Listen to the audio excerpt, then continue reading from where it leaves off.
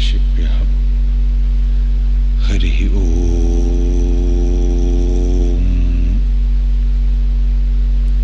अन्तरायतिमिरोपशान्तये शान्तपावनमचिन्त्य वैभवम् तं नरं वपुषि कुञ्जरं मुखे मन्महे किमपि तुन्दिलं महा।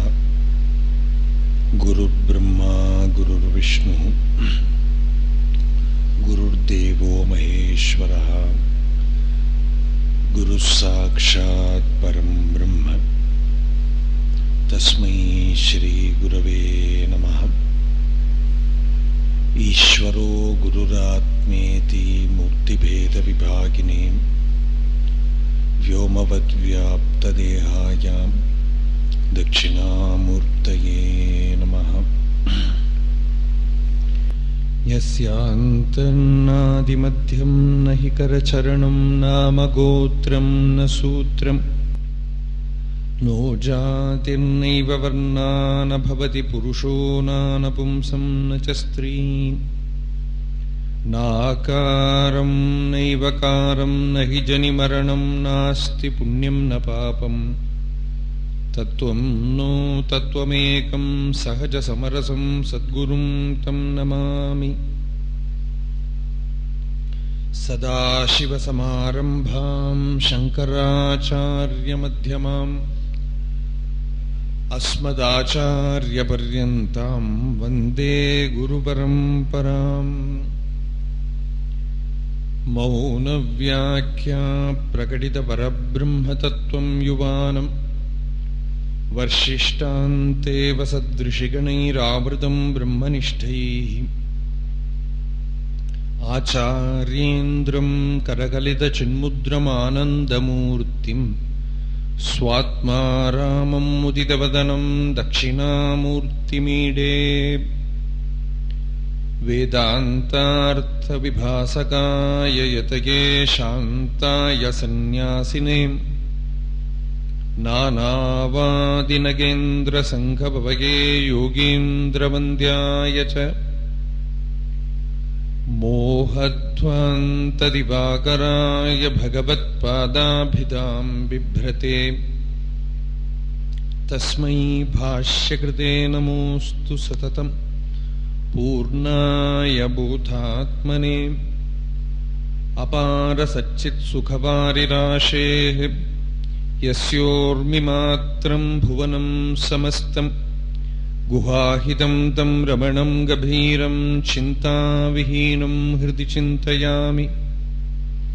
देहं मृण्मयवज्जडात्मकमहं बुद्धिर्न तस्यास्त्यतो नाहं तत्तदभावसुप्तिसमये सिद्धात्मसद्भावतः कोऽहं भावयुतः कुतो वरधिया दृष्ट्वात्मनिष्ठात्मनां सोऽहं स्फूर्तितया अरुणाचलशिवः पूर्णो विभाति स्वयं।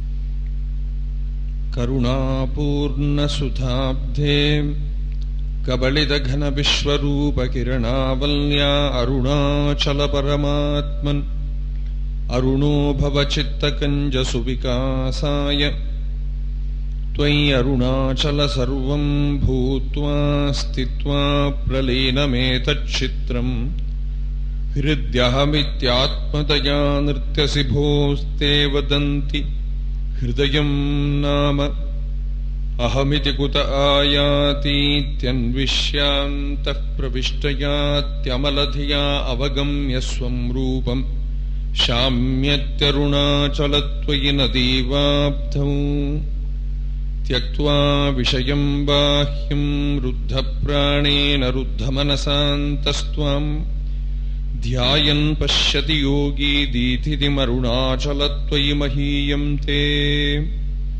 त्वय्यर्पितमनसा त्वां पश्यन् सर्वं तवाकृतितया सततं भजते अनन्यप्रीत्या स जयत्यरुणाचलत्वयि सुखे मग्नः। शोणप्रभं सोमकलावतंसं पाणिस्फुरत्पञ्जशरेक्षुचापं प्राणप्रियं नौमि पिनाकपाणेः कोणत्रयस्थं कुलदैवतं नः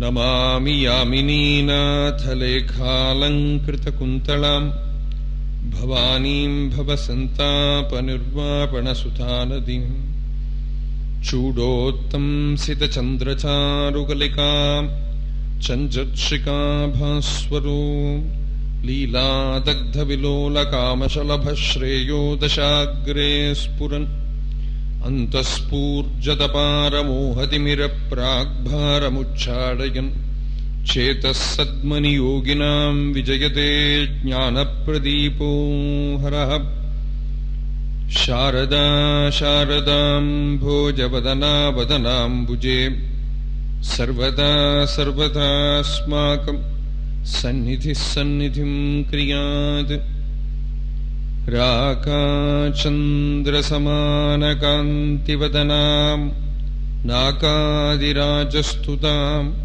मूकानामपि कुर्वती सुरधुनीनीकाशवाग्वैभवम् श्रीकाञ्चीनगरी विहाररसिका शोकापहन्त्री सताम् एका पुण्यपरम्परा पशुपतेः आकारिणी राजते योऽन्तः प्रविश्य मम वाचमिमां प्रसुप्तां सञ्जीवयत्यखिलशक्तिधरस्वधाम्ना अन्यांश्च हस्तचरणश्रवणत्वगादीन् प्राणान्नमो भगवते पुरुषाय तुभ्यम् ॐ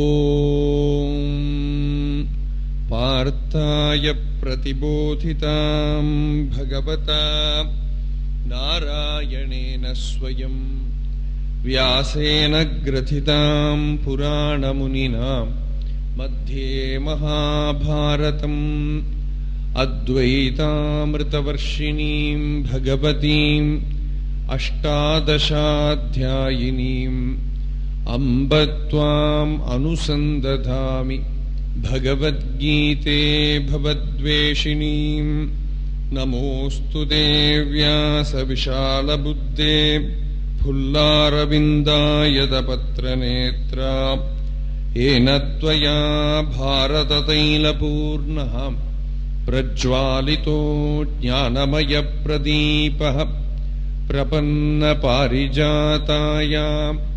स्तोत्रवेत्रैकपाणये ज्ञानमुद्राय कृष्णाय गीतामृतदुहे नमः। सर्वोपनिषदो गावो दोग्धा गोपालनन्दनः पार्थो वत्सः सुधीर्भोक्ता दुग्धं गीतामृतं महत्। वसुदेवसुतं देवं कंसचाणूरमर्दनं देवकी परमानन्दं कृष्णं वन्दे जगद्गुरुं। भीष्मद्रोणतटा जयद्रथजलां गान्धारनीलोत्पलां शल्यग्राहवती कृपेण वहनी कर्णेन वेलाकुलाम् अश्वत्थामविकर्णघोरमकरां दुर्योधनावर्तिनी सोत्तीर्णा खलु पाण्डवैरणनदी कैवर्तकः केशवः पाराशर्यवचः सरोजममलं गीतार्थगन्धोत्कडं नानाख्यानककेसरं हरिकथा सम्बोधनाबोधितम्। लोके सज्जनषट्पदैरहरः पेपीयमानं मुदा भूयात् भारतपङ्कजं कलिमलप्रध्वंसि न श्रेयसे। मूकं करोति वाचालं पङ्गुं लङ्घयते गिरिं यत्कृपातमहं वन्दे परमानन्दमाधवम्। यं ब्रह्मा वरुणेन्द्ररुद्रमरुतः स्तुन्वन्ति दिव्यैस्तवैः वेदैः साङ्गपदक्रमोपनिषदैर्गायन्ति यं सामगाः। ध्यानावस्थिततद्गतेन मनसा पश्यन्ति यं योगिनो யஸ்யாந்தம் ந விதுः சுராசுரகணாः தேவாய தஸ்மை நமः. நாராயணः பரோ வ்யக்தாத் அண்டமவ்யக்தசம்பவம் அண்டஸ்யாந்தஸ்த்விமே லோகாः சப்தத்வீபாசமேதினி பார்த்தசாரதிரூபேண ஸ்ராவயித்வா சுபாம் கிரம் பார்த்தஸ்யார்த்திஹரோ தேவः கிருபாமூர்த்திः ஸ பாது நः. ஹரிः ஓம்.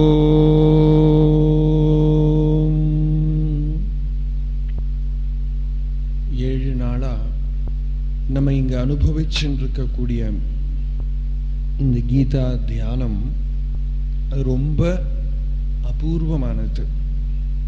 அதை நம்ம சரியா பிரயோஜனப்படுத்திக்கிட்டு இருக்கோம் அப்படின்றதுனா அதோடைய அர்த்தம் என்னன்னா, நம்ம ஏதோ புரிஞ்சுன்னு இருக்கோம் அப்படின்னு அல்ல. ஏதோ பகவத்கீதை கேட்டோம், சில விஷயங்கள்லாம் நாங்கள் புரிஞ்சுக்கிட்டோம், தெரிஞ்சுக்கிட்டோம். அந்த தெரிஞ்சுன்றதுனால பிரயோஜனப்படாது. தெரிஞ்சுக்கிறதும் அல்ல முக்கியம். அப்புறம் என்ன, சிரவணத்தோட பிரயோஜனம் என்ன, கேட்கறதோட பிரயோஜனம் என்ன அப்படின்னு கேட்டா, கேட்கறத பரிபூர்ணமான ஸ்ரத்தையோட நம்ம கேட்கிறோம்னா அந்த கேட்கிற நிமிஷமே உள்ள அனுபவம் ஏற்பட்டுடும். பக்குவம் இருந்துடுத்துனா கேட்கறதையே நெருப்பு பத்தின்னுடும். ஒரு கற்பூரம் ஏத்துறத நெருப்பு வைக்கிறதுக்குள்ள பத்தின்னு விடுறது. அது மாதிரி பக்குவமா இருந்துடுத்துனா கேட்கறதையே புரிஞ்சுடும். அதுக்கப்புறம் திருப்பி திருப்பி படிக்கிறத என்ன அடுத்து, நம்ம எது புரிஞ்சுட்டோமோ அதை திருப்பி திருப்பி ஆஸ்வதிக்கிறோம் அப்படின்னா அதோட ஆஸ்வாதனம் தான் நடக்கிறது, அனுபவம் தான் நடக்கும். ஒருக்கா அனுபவிச்சத்தோட ஆஸ்வாதனம். முதல்ல அதை அனுபவிக்கிறத இதுவரையா அந்த வித்யைய கேட்கறதுக்கு ஒரு பாக்கியம் கிடைக்காம ஆத்ம வித்யை கேட்கறது ஆச்சரியமா இருக்கும். அது ஒரு வண்டர். அந்த ஆச்சரியம் தான் பகவான் நேத்திக்கு சொன்னார், ஆச்சரியவது ஏனம் அந்யஹா ஸ்ருணோதி அப்படின்னு. ஆச்சரியமா கேட்பா. ஏன் அந்த ஆச்சரியம் வருதுன்னா, ஏதோ புதுசா பார்க்கறதுனால இருக்கிற ஆச்சரியம் அல்ல, புதுசா கேட்கறதுனால இருக்கிற ஆச்சரியம் அல்ல. அந்த ஆச்சரியத்துக்கு என்ன காரணம்னா, நான் கழுத்துலயே போட்டு இருக்கிற ஒரு மாலை, ஒரு செயின் காணாம போயிடுத்து. அது தேடிண்டே இருக்கேன், வீடு பூரா தேடின்னு இருக்கேன். இருக்கிற அலமாரையெல்லாம் திறந்து பார்த்தாச்சு, பெட்டியெல்லாம் திறந்து பார்த்தாச்சு, போலீஸ்ல பெட்டிஷன் கொடுத்தாச்சு, வீட்டுல வேலை பண்றவாளையெல்லாம் கொஸ்டின் பண்ணியாச்சு, வீட்டுக்கு யாரெல்லாம் வந்திருக்காளோ அவளையெல்லாம் கொஸ்டின் பண்ணியாச்சு. எல்லாம் அனுப்புறோம், இது எங்க போச்சுன்னு அப்படியே சிந்தை பண்ணின்னு இருக்கிறத அதுலயே இருக்கிற பாட்டி, நன்னா நீ உன் கழுத்தையே ஒருக்கா கூட பாரு அப்படின்னு அந்த ஷர்ட்டை நீக்கி அந்த கழுத்துல கைய வச்சு காட்டுறத, கழுத்துலயே இருக்கு செயின்.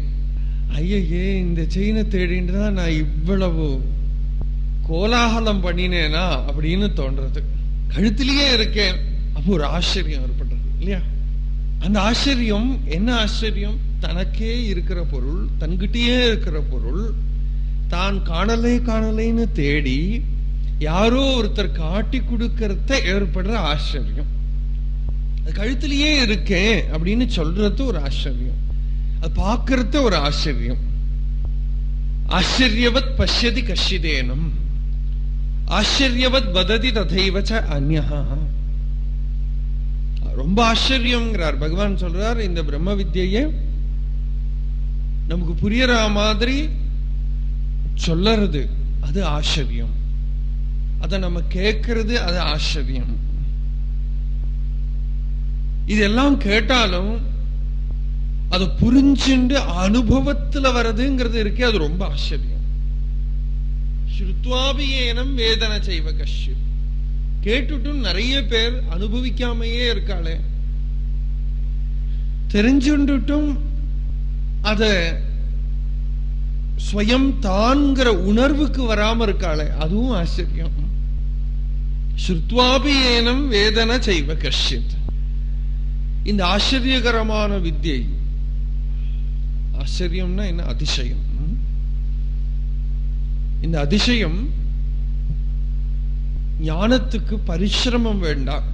ஏன்னா ரொம்ப சிம்பிளானது. ஏதோ சந்திரன்ல போய் அங்க என்னெல்லாம் இருக்குன்னு தெரியணும்னா ரொம்ப கஷ்டப்படணும். ஆனா தனக்கு உள்ளேயே தன்னுடைய யதார்த்த ஸ்வரூபம் தான் என்னங்கிறது தெரிஞ்சுக்கிறதுல என்ன கஷ்டம் இருக்கு? தன்னையே கொஞ்சம் கொஞ்சமா பார்க்கறதுக்கு என்ன கஷ்டம் இருக்கு? ஆனா அதுதான் ஜீவனுக்கு ரொம்ப கஷ்டமா இருக்கு. அதை சொன்னா தான் புரிஞ்சுக்கவே முடியறதில்லை. அதை தவிர மீதி எல்லாம் புரிஞ்சுடுவா. இந்த கீதையை 8 நாள் கேட்டுட்டும் இந்த வித்தியை நீக்கம் பண்ணி வேற எதையெல்லாமோ பிடிச்சுப்பா. இந்த சொன்னதொன்னும் உள்ள ஹிருதயத்துக்கு போயிருக்காது. ஏன்னு கேட்கணும்னா அந்த ஹிருதயத்துக்கு போனோம்னா இங்க நிறைய திறந்து வைக்கணும். அப்பதான் அது டைரக்டா உள்ள போகும். அதுக்கு பேரு தான் ஸ்ரத்தாங்கிறது. Attention, perfect attention. விவேக சூடாமணியில சங்கரர் சொல்றார், ஸ்ரத்தான்னா என்ன, ஸ்ரத்தையோட இருக்கணும்னு சொல்லுவா சாதாரணமா. ஆனா ஸ்ரத்தாங்கிற பதத்துக்கு ரொம்ப அழகான வியாக்கியானம் விவேக சூடாமணியில. ரொம்ப ஆச்சரியமான வியாக்கியானமும் கூட. நம்ம என்ன சொல்றோம் தெரியுமோ, ஞானம் எல்லாம் நமக்கெல்லாம் இந்த ஜென்மாவில வராது, ஆத்மாவை தெரிஞ்சுக்கிறதுங்கிறது நம்மளால முடியாத விஷயம், அதுக்கு ரொம்ப தபஸ் பண்ணணும், கடோரமா தபஸ் பண்ணணும், சாதனை பண்ணணும், இப்படி எல்லாம் சொல்றோம். ஆனா விவேக சூடாமணியில ஆச்சாரியால் சொல்றா, உனக்கு ஸ்ரத்தாங்கிற அந்த ஒரு ரேர் குவாலிட்டி உனக்குள்ள இருக்குன்னா, இந்த ஸ்ரத்தையோட லட்சணம் என்ன? சாஸ்திரஸ்ய குரு வாக்கியஸ்ய சத்திய புத்தியா அவதாரணா சா ஸ்ரத்தா கதிதா சத்பிஹி யயா வஸ்து உபலப்யதே. ரொம்ப பியூட்டிஃபுல். ஸ்ரத்தானா என்னதுன்னா, பகவத்கீதை இல்லைன்னா உபனிஷத், இந்த சாஸ்திரங்களை கேட்கறத இல்லாட்டா படிக்கிறத வித்தவுட் எனி இன்டலெக்சுவல் ப்ராசஸ், புத்தியால சிந்தை பண்ணி பார்த்துட்டால, அதை படிக்கிறதையோ கேட்கறதையோ அதுக்கு நடுவுல ஒன்றும் இல்லை. கேட்கறத அந்த நிமிஷமே இது சத்தியம் அப்படின்னு தோன்றதாம். அது ஏதாவது லாஜிக்கலா திங்க் பண்ணி பார்த்துட்டு தோன்றதல்ல, கேட்கிற நிமிஷத்திலேயே பளிச்சுன்னு அந்த கேட்கறது வேற நான் வேறன்னு நிக்கல, கேட்கறதே நான் ஆயிடுறது, கேட்கறதே தன்மயம் ஆயிடுறது. சத்திய புத்தியாவதாரணா, சந்தேகமே எழும்பாது. கேட்கிற நிமிஷத்திலேயே அது சத்தியம் அப்படின்னு பளிச்சுன்னு வீசுறது உள்ள. சத்திய புத்தியா அவதாரணா, சாஸ்திரத்திலேயோ குரு வாக்கியத்திலேயோ, இது ரெண்டுலயுமே கேட்கிற நிமிஷத்திலேயே ஞானம்.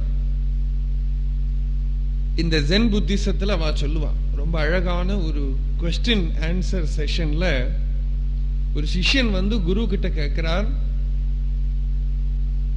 ஞானம் அடையறதுக்கு எவ்வளவு நேரம் வேணும் அப்படின்னு கேட்கிறார் குரு கிட்ட. சிஷ்யன் கேட்கிறார், sir, how much time it requires to attain enlightenment? அப்ப அந்த குரு சொல்றார், perhaps 1 minute, ஒரு நிமிஷம். 1 minute, is it not too short? No, it is 59 seconds long. ஏன் இவ்வளவு கஷ்டப்படுறோம்? இவ்வளவு கஷ்டப்படுறோம்னா சூரியன் பிரகாசிச்சுட்டு தான் இருக்கு, வேணும்னா பார்க்கலாம். ஆனா ஸ்வயம் கண்ண மூடிண்டு சூரியனை தெரியல தெரியல தெரியலன்னு சொன்னா யாரால என்ன பண்ண முடியும்? இப்ப நம்மளே பாருங்களேன், சூரிய பிரகாசத்துல தான் எல்லா வேலையும் பண்ணிட்டு இருக்கோம் இல்லையா? சூரியனோட வெளிச்சத்துல தான் எல்லாம் பண்ணிட்டு இருக்கோம். ஆனா உங்க உள்ளத்தை தொட்டு சொல்லுங்க, இன்னைக்கு கார்த்தால எழுந்திருந்து இவ்வளவு நேரம் ஆச்சு இல்லையா, 12 மணி நேரம் ஆச்சு, எத்தனை வாட்டி நீங்க சூரியனை பார்த்திருக்கீங்க? அட்லீஸ்ட் ஒரு வாட்டியாவது யாராவது பார்த்திருக்கீங்களோ? சூரிய நமஸ்காரம் பண்றான்னா அவ வேணா கேஷுவலா பார்த்திருப்பாளா இருக்கும். ஏதோ ரொம்ப சூடா இருக்கு, வேர்க்கிறது, இப்படி எல்லாம் சொல்லியிருப்போமே தவிர சூரியனை டைரக்டா வந்து நன்னா பாக்குறது, சூரியனை மாத்திரமா எதிர்ச்சையா சூரியன் தென்படுறது வேற விஷயம். ஆனா சூரியனை பாக்குறதுங்கிறது நம்ம பண்ணல, கேர் பண்ணல. அதுல அதோட வெளிச்சத்துல தான் எல்லாம் பண்ணிட்டு இருக்கோம்னு இருந்தா கூட அதை பாக்குறது இல்ல. அது மாதிரி அந்த சத்தியம் பிரகாசிச்சுட்டேதான் இருக்கு. ஈஸ்வரன் தான் இருக்கார். நாசத்தோ வித்யதே பாவஹா நாபாவோ வித்யதே சதஹாங்கிற ஸ்லோகத்தோட பொருள் அதுதான். எது இருக்கோ அது ஈஸ்வரன், எது இல்லையோ அது லோகம். இது சாதாரண வார்த்தை அல்ல, ரொம்ப ஆழமா தியானம் பண்ணி பார்க்கணும். எது இருக்கோ, இருக்குங்கிறது எது இருக்கோ அது ஈஸ்வரன். இருக்குன்னு ஸ்வயம் அனுபவிக்கணும், அது ஈஸ்வரன். ஈஸ்வரனுக்கு மாத்திரம்தான் தன்னைத்தானே இருக்கேன்னு தெரியும், ஜடத்துக்கு தெரியாது. அது ஈஸ்வரனுடைய ஸ்வரூபம். அதை தெரிஞ்சுக்கிறதுக்கு வேற ஒண்ணும் வேண்டாம். ஆச்சாரியாலோட பாஷையில விளக்கு இருக்குன்னு தெரிய வேற ஒரு விளக்கு வேண்டாம். அது மாதிரி உணர்வு இருக்குன்னு தெரியறதுக்கு இனி ஒரு உணர்வு வேண்டாம். உங்களை எல்லாம் எனக்கு பார்க்கணும்னா கண்ணு வேணும் இல்லையா? இல்லாட்டா லைட் எல்லாம் ஆஃப் பண்ணீங்கன்னா நீங்க இருக்கீங்கன்னு எனக்கு தெரியணும்னா நீங்க யாராவது சத்தம் போடணும் அப்படின்னு சொல்லணும், அப்பதான் நீங்கெல்லாம் இருக்கீங்கன்னு எனக்கு தெரியும். இல்லாட்டா நீங்க யாராவது வந்து என்ன தொடணும், அப்பதான் நீங்க இருக்கீங்கன்னு எனக்கு தெரியும். ஆனால் நான் இருக்கேன்னு தெரியறதுக்கு எனக்கு சத்தமும் போடண்டா, நான் கண்ணால பார்க்கவும் வேண்டாம், தொட்டு பார்க்கவும் வேண்டாம். நான் இருக்கேங்கிறது லைட் எல்லாம் ஆஃப் பண்ணினாலே எனக்கு தெரியும். ஏன்? அது உணர்வு, போதம்.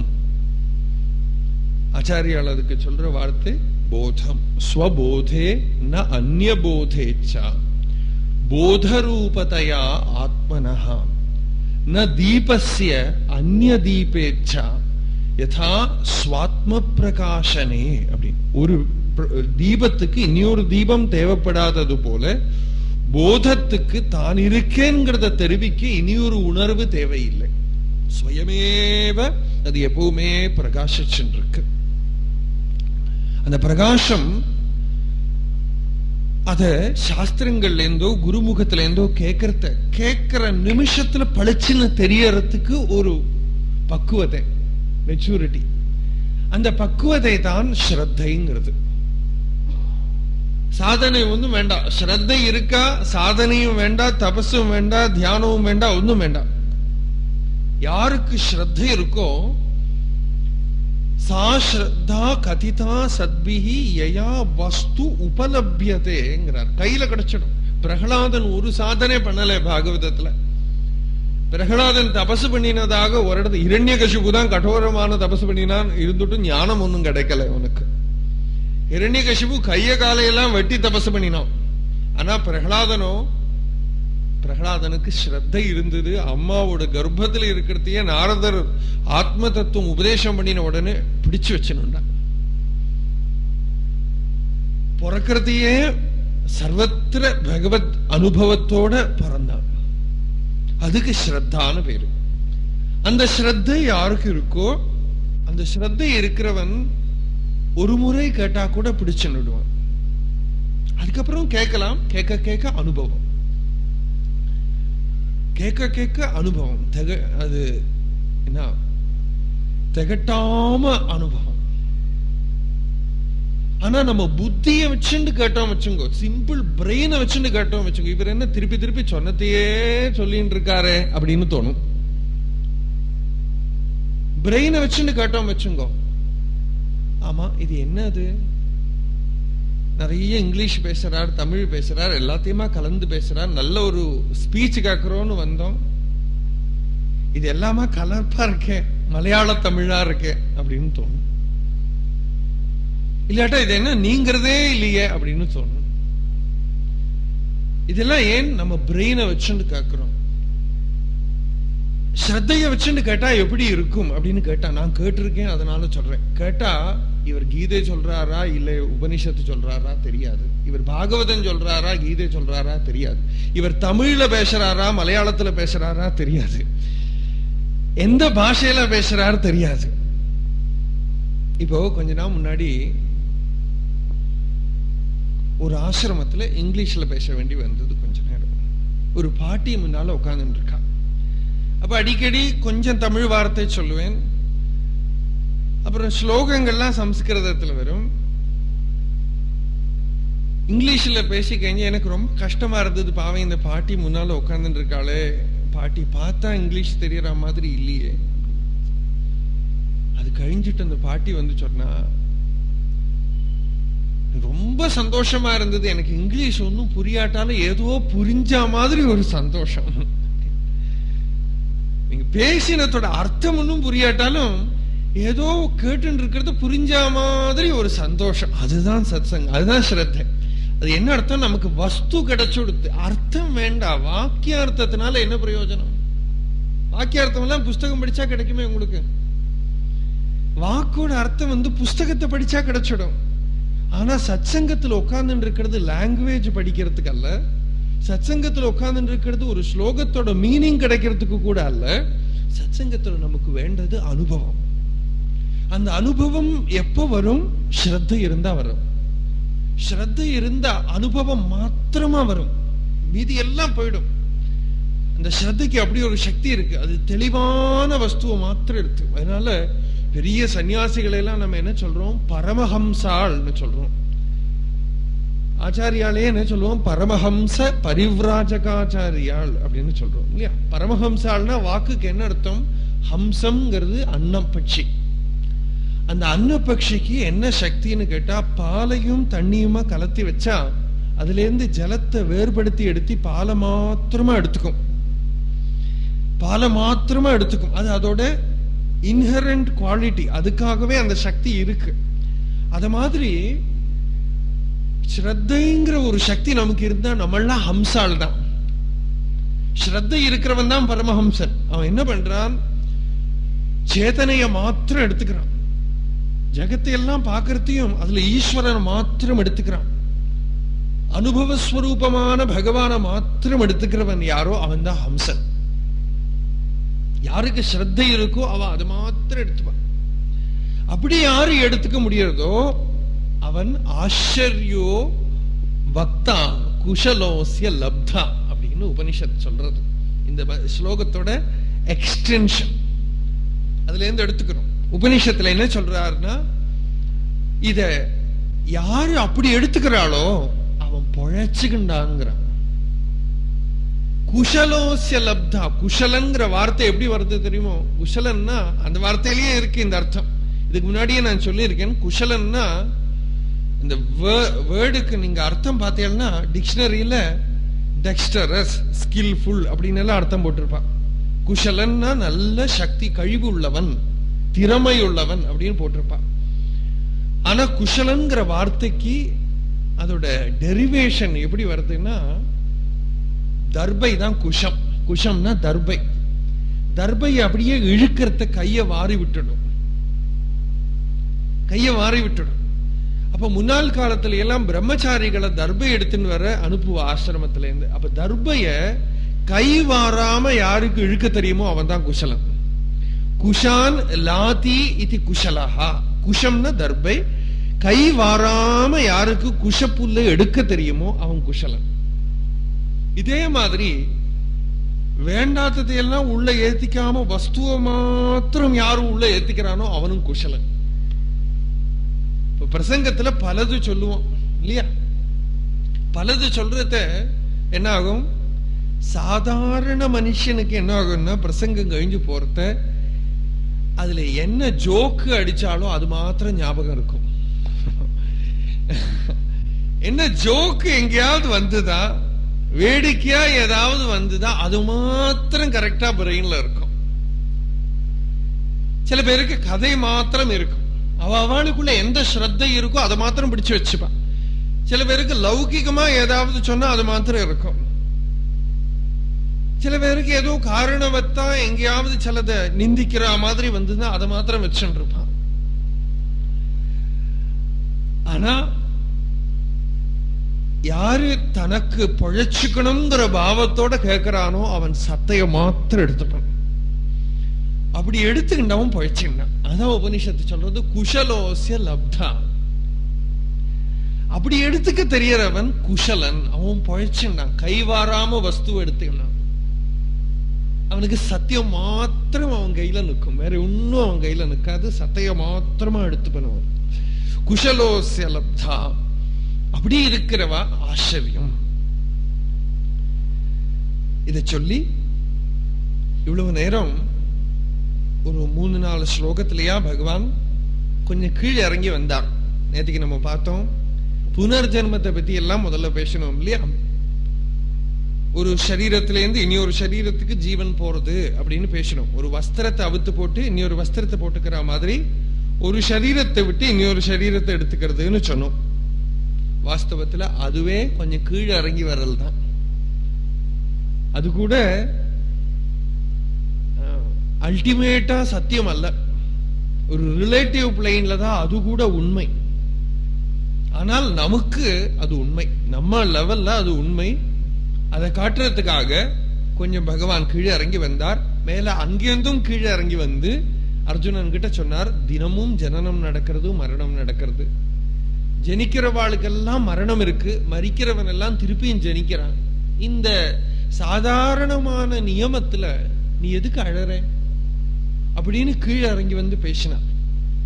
அதுக்கு அர்த்தம் பகவான் அந்த லெவல்லயே அர்ஜுனனை நிறுத்தணும்னு ஆசைப்படுறாருன்னு எடுத்துக்கப்படாது. திருப்பியும் மேல போய் ஆத்மாவோட ஸ்வரூப லட்சணத்தை சொல்ல போறார். பார்க்கிறோம் 30வது ஸ்லோகம். இதெல்லாம் சொன்ன விஷயங்களே தான், ஒரே அர்த்தம் தான். ஆனால் அதையே திருப்பி திருப்பி திருப்பி சொல்ல அனுபூதி ரசம் அதிகமா இருக்கும். அதுக்குதான் அடுத்த ஸ்லோகம் 30வது ஸ்லோகம். தேஹி நித்யமவத்யோயம் தேஹே சர்வஸ்ய பாரத தஸ்மாத் சர்வாணி பூதானி நத்வம் சோசிதுமர்ஹசி. தேஹி நித்யம் அவத்யஹ அயம் தேஹே சர்வஸ்ய பாரத தஸ்மாத் சர்வாணி பூதானி நத்வம் சோசிதும் அர்ஹசி. திருப்பியும் பாருங்க அதே வார்த்தை, நத்வம் சோசிதும் அர்ஹசி. நம்ம கீதையெல்லாம் மறந்துட்டா கூட இந்த ஒரு லைன் மாத்திரம் பிரெயின்ல இப்படி துவனிச்சுட்டு இருந்துட்டா போறோம். இங்கேருந்து திரும்பி பொறுத்த கீதையில என்னத்தை மறந்தாலும் சரி, நத்வம் சோசிதுமர்ஹசி அப்படின்னு இந்த மணிநாதம் மாதிரி இந்த ஒரு வார்த்தை உள்ள அப்படியே துவனிச்சுட்டு இருக்கட்டும். துவம் நானா கூடாதுன்னு அர்த்தம், துவம்னா நீ அர்த்தம், சோசித்தும்னா சோகத்துக்கு துன்பப்படக்கூடாது. சோசித்தும் அர்ஹசி, உனக்கு you have no right to grieve, you have no right to be unhappy. உன்னுடைய ஸ்வரூபமே ஆனந்தம், உனக்கு துன்பப்பட துக்கப்பட அருகதையே கிடையாது. நத்வம் சோசித்தும் அர்ஹசி. இது திருப்பி திருப்பி சொல்றார் பகவான். ஏன்? சோகத்துக்கு மருந்து தான் பகவத்கீதை, சோகத்துக்கு இருக்கிற ஔஷதம் தான் பகவத்கீதை. நம்ம வாழ்க்கையில சோகம் வரத்த இந்த கீதை உபயோகப்படலைன்னா அப்புறம் கீதை பிரயோஜனம் இல்லை. நம்ம வாழ்க்கையில ஏதாவது கஷ்டம் வரபோது பகவத்கீதை உபயோகப்படலைன்னா அப்புறம் கீதை படிச்சு பிரயோஜனம் இல்லை. இந்த கீதை அதுக்குதான் இங்க திருப்பியும் ஆத்மாவோட லட்சணத்தை சொல்றார். தேஹி, தேகத்துல இருக்கக்கூடிய இந்த ஆத்மா ஜீவன், நித்யம் அவத்யா சர்வஸ்ய தேஹே அயம் தேஹி நித்யம் அவத்யா. ஒருக்கம் இவனை வதிக்க முடியாது, இவனை கொல்ல முடியாது. இந்த ஆத்மாவை யாதொரு ஆயுதத்தாலையும் எதனாலையும் இத ஸ்பர்ஷிக்கவே முடியாது. அதனால சர்வாணி பூதானி, இங்க முன்னால பார்க்கக்கூடிய யார பத்தி நினைச்சும் நீ துக்கிக்க வேண்டியதில்லை. நத்வம் சோசித்தும் அர்ஹசி. இங்க ஜனனம் மரணம்ங்கிறதெல்லாம் சமுத்திரத்துல ஒரு அலை மோதுற மாதிரி தான். அலை இப்படி மேல வரத்த அலைக்கு ஜனனம், அலை கீழே போடுத்த அலைக்கு மரணம். ஆனா சமுத்திரத்திலேருந்து அது வேறுபடுறதே இல்லை. அது மாதிரி அனந்தமான போத சமுத்திரத்துல, சைதன்ய சமுத்திரத்துல ஒரு ஜீவன் பறக்கிறதும் இறக்கிறதும் எல்லாம் ஒரு அலை மாதிரி தான். தினமும் நம்மளும் பிறந்துட்டு இருக்கோம், ஓரோ க்ஷணமும் பிறந்துட்டு தான் இருக்கும். அப்படி பார்த்தோம்னா இல்லையா, நேற்றுக்கு இருந்த ஆளு இன்னைக்கு இல்லை. அந்த ஒரு லெவல்ல பார்த்தோம்னா நேற்றுக்கு இருந்த சுபாவங்கள்லாம் இன்னைக்கு மாறுறது, இன்னைக்கு இருக்கிற சுபாவம் எல்லாம் நாளைக்கு மாறுறது. ஆனால் இது எல்லாமே மென்டல் லெவல்ல தான். நம்மளுடைய யதார்த்த ஸ்வரூபத்துல, போத மண்டலத்துல நான்கிற உணர்வு எந்தவித சேஞ்சும் இல்லாம அப்படியே இருக்கு. சரீரம் மாறுறது, மனசு மாறுறது, புத்தி மாறுறது. இதை ஞாபகப்படுத்துறதுக்கு தான் ஆச்சாரியால் நமக்கு நிறைய டேப்லெட்ஸ் கொடுத்திருக்கா. மனோபுத்தி அகங்கார சித்தானி நாகம் நச்ச ஸ்ரோத்ர ஜிஹ்வே நச்ச கிராண நேத்ரே நச்ச வ்யோம பூமிர்ன தேஜோ ந வாயு சிதானந்த ரூப சிவோகம் சிவோகம். இந்த உடம்பு, மனசு, புத்தி, அகங்காரம் இது ஒன்றும் நான் அல்ல. இந்த உடம்பு நான் அல்ல, மனசு நான் அல்ல, புத்தி நான் அல்ல, அகங்காரம் நான் அல்ல. ஜாகிரத்து, ஸ்வப்னம், சுஷுப்தி 3 அவஸ்தைகளும் நான் அல்ல. எல்லா அவஸ்தைகளுக்கும் சாட்சியா இருக்கக்கூடிய சுத்தமான சிவம், சைதன்யம், போதமே நான். வர்ணம், ஆசிரமம், ஜாதி, நல்லது தீயது எல்லாமே சரீரத்தை சேர்ந்தது. இந்த சரீரம் தான், சரீரம் நான் அல்ல. உள்ள இருக்கக்கூடிய சுத்தமான சிவமே நான். மாதா, பிதா, பந்துக்கள் இது எல்லாமே சரீரத்தை சேர்ந்தது. இந்த சரீரம் நான் அல்ல அப்படின்னு ஒதுக்கிறத, அம்மா, அப்பா, பந்துக்கள், நான், இந்த உடம்புங்கிற பாவம் எல்லாம் போச்சுன்னா சுத்தமான சிவமே நான். மதங்கள், ஜாதிகள், நாடு, இந்த உலகம் எல்லா பேதங்களும் சரீரம் இருக்கிற மட்டுமே இருக்கு.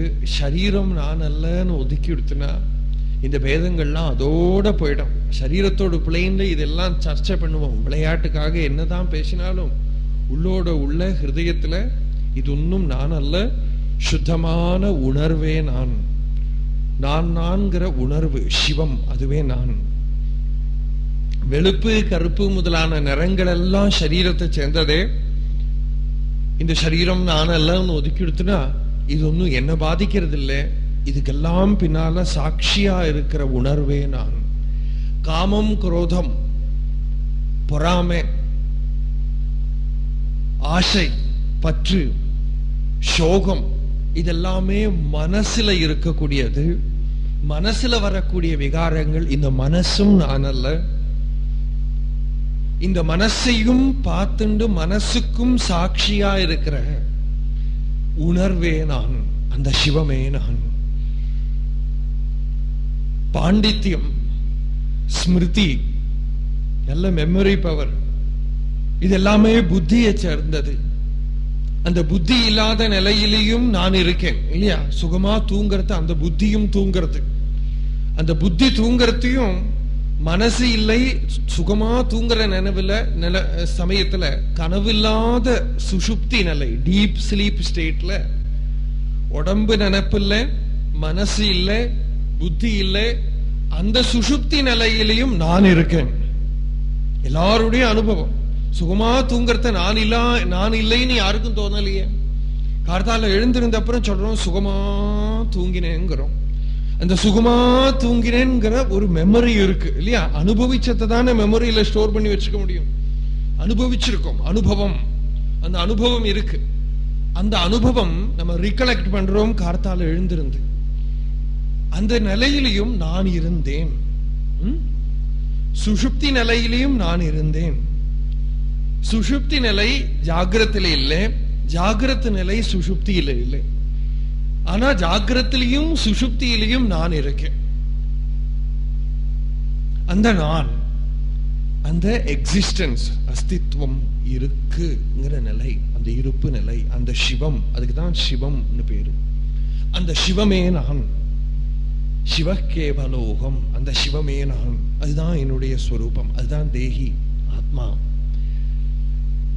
வெட்டுறது, குத்துறது, கொலை பண்றது எல்லாமே சரீரத்தோட மண்டலத்துல தான்.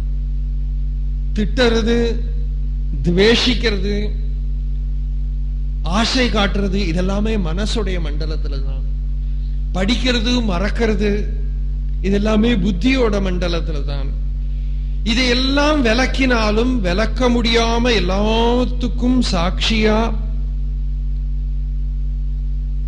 பிரகாசிச்சுன்னு இருக்கக்கூடிய அந்த ஞான விளக்கு, அதுவே என்னோட ஸ்வரூபம். அந்த ஞான தீபமே நான். இந்த உணர்வு தான், யாருக்கு இந்த உணர்வு இருக்கோ அவனுக்கு சோகம் அதுக்கப்புறம் அவனை ஸ்பர்ஷிக்காது. அதுவா சோகம் வந்தாலும் சோகம் மனசுல ஒரு வஸ்துவா இருக்குமே தவிர அந்த சோகம் என்ன பந்திக்காது. அந்த சோகத்தையும் நான் பார்த்துட்டு இருப்பேன். கொஞ்சம் பழகி பார்த்தா தெரியும். இந்த மைக்க பார்க்கிற மாதிரி நம்ம மனசுல வரக்கூடிய விகாரங்களை எல்லாம் பார்க்கலாம். இந்த மைக்க பார்க்கிற மாதிரி எனக்குள்ள வரக்கூடிய கோபத்தை எனக்கு பார்க்கலாம், எனக்குள்ள வரக்கூடிய பொறாமையை எனக்கு பார்க்கலாம், எனக்குள்ள வரக்கூடிய அன்பை எனக்கு பார்க்கலாம். அப்படியே பார்த்துட்டு இருக்கலாம். அதுல விழுந்தா தான் போச்சு, விழாம பார்த்துட்டு இருக்கலாம். அப்படியே வரது சோகம் வந்தாலும் சோகம் நான் அல்ல, சோகம்ங்கிறது அங்க இருக்கு, அப்படிதான் மனசுல இருக்கு. ஆனா சோகத்தை நான் எடுத்துக்கிறது இல்லை, அது பாட்டுக்கு கொஞ்ச நேரம் இருந்துட்டு போயிடும். இதுதான் பகவான் நமக்கு கொடுக்கிற பெரிய அனுகிரகம். ஆத்மாவுடைய ஸ்வரூபத்தை உணர்ந்தால் நான் சரீரம் அல்ல ஆத்மாங்கிற அனுபவம் நிரந்தரம் இருந்தால், யாருக்கு இருக்கோ ஒரு க்ஷணம் கூட மறக்காம இருக்கானோ, தன்னை யாருன்னு விசாரம் பண்ணி பார்த்துட்டு இருக்கானோ, நான் யாருங்கிற கேள்வியை ஒரு க்ஷணம் கூட விடாம யாரு பிடிச்சுட்டு இருக்கானோ, அந்த கேள்விதான் நமக்கு மருந்து. நான் யாரு, என்னோட ஸ்வரூபம் என்ன, திருப்பி திருப்பி கேட்டுன்னு இருக்கணும். மீதி எல்லாம் கேட்கிறோம், இந்த கேள்வியை விட்டுடுறோம். இந்த கேள்வியே நமக்கு பயம். நான் யாரு, எப்பவுமே நான் நான் நான் சொல்லிட்டு இருக்கேனே, ஓரோ க்ஷணத்திலையும் ஓரோ வார்த்தைக்கு பின்னாலையும் நான் சொல்றேனே, அந்த நான் யாரு? சுவாமி விவேகானந்தர் ஸ்ரீராமகிருஷ்ண பரமஹம்சர் கிட்ட போய் கேட்டார், நீங்க ஈஸ்வரனை பார்த்திருக்கீங்களா, பகவானை பார்த்திருக்கீங்களா அப்படின்னு கேட்டார். ரொம்ப பிரசித்தமான கேள்வி, எல்லாருக்கும் தெரியும். அதுக்கு ராமகிருஷ்ணர் சொன்னார், நான் ஈஸ்வரனை பார்த்திருக்கேன், உன்னை எப்படி பார்க்கிறேனோ அதை விட கிட்டக்க, அதை விட இன்டிமேட்டா நான் பகவானை பார்த்திருக்கேன். மாத்திரமல்ல, நான் பார்த்திருக்கேன் ஒரு சப்ஜெக்டிவ் எக்ஸ்பீரியன்ஸ் மாத்திரமல்ல, உனக்கும் வேணும்னா பார்க்க முடியும், உனக்கு நான் காட்டி கொடுக்கிறேன் அப்படின்னு ஒரு குருவோட அவகாசத்தோட சொன்னார். இதே விவேகானந்தர் கிட்ட ஒரு யுவா ஒருத்தர் கேட்டார், அமெரிக்காவில் வச்சு, ஹவ் யூ சீன் காட் அப்படின்னு கேட்டார். நீங்க பகவானை பார்த்திருக்கீங்களா? அதுக்கு விவேகானந்தர் சொன்னார், yes, if I have to see you, I have to see you through God. I have seen nothing else other than God. If I have to see that chair, I have to see that chair through God. அதுக்கு என்ன அர்த்தம்? எந்த பொருள் இருக்குன்னு தெரியணும்னாலும் முதல்ல தான் இருக்கேங்கிறது தெரியணும். தான் இருக்கேன்னு தெரியாதவாளுக்கு மீதி ஒன்னையுமே தெரிஞ்சுக்க முடியாது. இந்த மைக்குக்கு நம்ம யாரும் இருக்கோம்னு தெரியாது. 10 நாளா கீதை கேட்கறது, 8 நாளா கீதை கேட்டு இருக்கு. இதுக்கு ஒருத்தர் கீதை அதுக்கு முன்னால உட்காந்து சொல்லின்னு இருக்காருன்னு தெரியாது, இத்தனை பேர் உட்காந்து கேட்டு இருக்கான்னு தெரியாது. ஏன்? பாவம். அதுக்கு தான் இருக்கேன்னு அதுக்கு தெரியாது. அதுக்கு தன்னுடைய இருப்பு அதுக்கு அனுபவிக்க முடியாததுனால மற்றவர்களுடைய இருப்பை தெரிஞ்சுக்க முடியாது. யாருக்கு தான் இருக்கேங்கிறது தெரியறதோ அவளுக்கு தான் மற்றதுங்கிறதையும் அனுபவிக்க முடியும். அப்ப ஸ்வயம் தன்னிருப்பு நிலை, தன் உணர்வு நிலை, அந்த உணர்வு நிலையே ஆத்மா, அந்த உணர்வு நிலையே ஈஸ்வரன். நமக்குள்ளே எந்த உணர்வு இருக்கோ அந்த உணர்வு தான் ஈஸ்வரனுக்குள்ளேயும் இருக்கிற உணர்வு. எல்லாத்தையும் விட பெரிய பொருள் அது. அதுதான் ஆச்சரியமானது. அதை ஸ்பர்சிக்க ஒரு வஸ்துவுக்கு முடியாது. எந்த ஆயுதத்தாலையும் எந்த இன்ஸ்ட்ருமெண்டாலையும் அதை போய் தொட முடியாது. அது எல்லாத்துக்கும் மேல்பட்டது.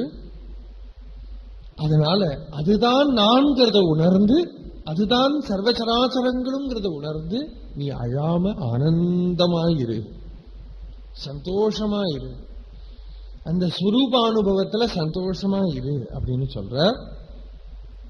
மேல இனி இப்போ அதெல்லாம் நீக்கி வச்சு நீ யுத்தம் பண்ண மாட்டேன்னு சொல்றிய. கொஞ்சம் கீழே இறங்கி வர்றார் பகவான். திருப்பியும் அர்ஜுனன் கிட்ட சொல்றார், அர்ஜுனா, இந்த வேதாந்தத்தை எல்லாம் நீக்கி வச்சா கூட ஸ்வதர்மம் அப்படின்னு ஒண்ணு இருக்கு இல்லையா, அந்த பிளேன்ல இருந்து நீ கொஞ்சம் சிந்தை பண்ணி பாரு. ஸ்வதர்மத்தை பத்தி நினைச்சு பார்த்தா கூட நீ யுத்தம் பண்ணாம இருக்கப்படாது. ஒரு ஜீவனும் இங்க பிறக்கிறத அதுக்குன்னு ஒரு ஸ்வபாவத்தை கொண்டு வருது. நம்ம கேரக்டர் அப்படின்னு சொல்றோம். அந்த கேரக்டர்னா என்னது? எனக்கு சிலதெல்லாம் இருக்கு. என்ன கொண்டு பாட்டு பாட சொன்னா என்னால முடியாது, பிரவசனம் பண்றதுக்கு தான் முடியும். எங்கிட்ட வேற ஏதாவது பொலிட்டிக்ஸ் பேசுங்கன்னு சொன்னா என்னால முடியாது, ஒன்னும் தெரியாது, ஒரு வார்த்தை கூட வராது. நீங்க தான் ரொம்ப கீதையெல்லாம் இவ்வளவு ஸ்லோகங்கள்லாம் சொல்றீங்களே, இதான் நேற்று நியூஸ் பேப்பர் படிச்சுட்டு ஏதாவது பொலிட்டிக்ஸ் பேசப்படாதான்? முடியறது இல்லையே, என்ன பண்ண முடியும்? ஏன்னா இது என்னோட சுபாவம், கேரக்டர். சுபாவம் ஒருத்தனுக்கும் வேற வேற வேற இருக்கு இல்லையா? ஆனா ஸ்வரூபம் எல்லாருக்கும் ஒண்ணு. ஸ்வரூபம் ஒண்ணு, சுபாவம் வேற வேறையா இருக்கு. ஒருத்தனோட சுபாவத்தை இனி ஒருத்தனுக்கு இமிட்டேட் பண்ண முடியாது. இமிட்டேட் பண்ணினாலும் he will create only psychological problems. அப்படிதான் இமிட்டேஷனே ஒத்து வராது. அப்ப ஸ்வபாவம்ங்கிறத ஆசிரியிச்சு ஒரு ஜீவனுக்கு சகஜமா சில கர்மாக்கள் வரும். அந்த கர்மா அதோட ஸ்வதர்மம். ஸ்வதர்மத்துல சுகமா பிரவர்த்திக்க முடியும். ஸ்வதர்மத்தோட லட்சணமே என்னன்னா, அந்த ஸ்வதர்மத்தை பண்றத இவனோட பரிபூர்ணமான பர்சனாலிட்டி அதுல இருக்கும். ஸ்வதர்மம் அல்லாம எதையோ பண்றத தான் ஹாஃப் ஹார்ட்டடா பண்ணுவான். ஸ்வதர்மத்தை பண்றத அவன் பூர்ணமா இருப்பான் அதுக்கு பின்னால. இப்ப இந்த ஸ்வதர்மம், இப்ப அர்ஜுனனுடைய ஸ்வதர்மம் என்ன? க்ஷத்ரியனா பிறந்திருக்கான். அது சரியா தப்பாங்கிறதெல்லாம் வேற விஷயம். அவன் பிறக்கிறதையே க்ஷத்ரியனா பிறந்திருக்கான். பிறந்த நாள்ல இருந்தே ஆயுதத்தையே முன்னால பார்த்துட்டு இருந்திருக்கான். பிறந்த நாள்ல இருந்தே யுத்தம் பண்ணணுங்கிற ஒரே ஐடியால வச்சுட்டு இருந்திருக்கான். பிறந்த நாள்ல இருந்தே வில்லு வித்தை, கொஞ்ச நாள்லயே வில்லு வித்தையை கத்துண்டு பெரிய தனுர்தாரியா மாறி இருக்கான். எவ்வளவோ யுத்தம் ஜெயிச்சிருக்கான். இதெல்லாம் நம்ம சொல்றோம். அர்ஜுனனோட பாயிண்ட் ஆஃப் வியூல இருந்து என்ன? இதெல்லாம் நான் நான் நான் நினைச்சுட்டு இருக்கான் அர்ஜுனன். நான் பெரிய வில்லாளி, நான் பெரிய யுத்தம் பண்றவன், நான் சத்திரியன், சத்திர தர்மம் என்னோட தர்மம். இதெல்லாம் இவனோட மனசுல அப்படியே அடைஞ்சு கிடக்கு. இதெல்லாம் இல்லைன்னு ஒரு நாளைக்கு நிஷேதிச்சதுனால போயிடாது. எல்லாமே உள்ள இருக்கு, எல்லாம் இருக்கு உள்ள. இவனுக்குள்ள வாசனையா இருக்கு. இவன் இல்லைன்னு வேணா வாயால சொல்லுவனே தவிர காரியம் வார்த்தை தான் தெரியும். ஒரு பூனையை கூப்பிட்டு உட்கார வச்சு, ஒரு நாளைக்கு ஒரு பூனை, ஒரு சுவாமியார்கிட்ட ஒரு பூனை இருக்கு. அந்த சுவாமியார் எல்லாருக்கும் தினமும் அஹிம்சையை பத்தி, தர்மத்தை பத்தி உபதேசம் பண்றார். இந்த பூனைக்கு என்னோ பாவ ஆசை வந்தது, நானும் நல்லதாகணும்னு ஆசை வந்தது. இந்த பூனை போய் சுவாமிகிட்ட சொன்னா, சுவாமிஜி எனக்கு ஏதாவது உபதேசம் பண்ணும் போல. அந்த சுவாமிஜி அந்த பூனையை உட்கார வச்சு, நாளையிலேருந்து நீ வெஜிடேரியனா இருக்கணும், நான் வெஜிடேரியனே சாப்பிடக்கூடாது, நீ பியூர் வெஜிடேரியனா இருக்கணும் அப்படின்னு பூனைக்கு உபதேசம். பூனை சொல்லிட்டு 2 நாள் போய் பிராக்டிஸ் பண்ணி பார்த்துட்டு, ஐயோ சுவாமி முடியறது இல்லையே, ரொம்ப கஷ்டமா இருக்கு, எல்லாம் நான் வெஜிடேரியனே சாப்பிட்டு சாப்பிட்டு எனக்கு வெஜிடேரியன் ஆக முடியறது இல்லையா? சரி, நான் உனக்கு ஒரு மந்திரம் தரேன். என்ன மந்திரம்? நாளையில இருந்து எலியை சாப்பிடப்படாது, எலியை சாப்பிடப்படாது, எலியை சாப்பிடப்படாது, அப்படி ஒரு மந்திரம். இந்த பூனை அந்த மந்திரத்தை பிடிச்சு வச்சு அந்த மந்திரத்தை எடுத்து வச்சுட்டு சபலாங்குட்டி உட்காந்து ஜபிச்சுட்டு இருக்கான் ஒரு இடத்துல. ஜபிச்சுட்டே இருக்கிறத சுவாமி அடிக்கடி வந்து பாப்பார். ஏன்னா டெய்லி 10,000 ஜபம் பண்ணணும்னு சொல்லி இருக்கு. இந்த பூனை ஜபிக்கிறதான அடிக்கடி வந்து பாப்பார். இப்ப கரெக்டா அந்த ஜபம் கேட்டுட்டே இருக்கும், எலியை சாப்பிடப்படாது, எலியை சாப்பிடப்படாதுன்னு. கொஞ்ச நேரம் கழிஞ்சப்போ இந்த பூனை ஜபிக்கிறதே வாய் குழையிறது, குழாங்கிறது. இவர் வந்து பாக்குறது, என்ன ஜபம் செத்தன் சரியா கேட்கலையே, அது ரொம்ப பசிச்சது, முன்னாலாலும் ஒரு எலி போச்சு, அதை எடுத்து வாயில போட்டுட்டே ஜபிச்சுட்டு இருக்கேன்.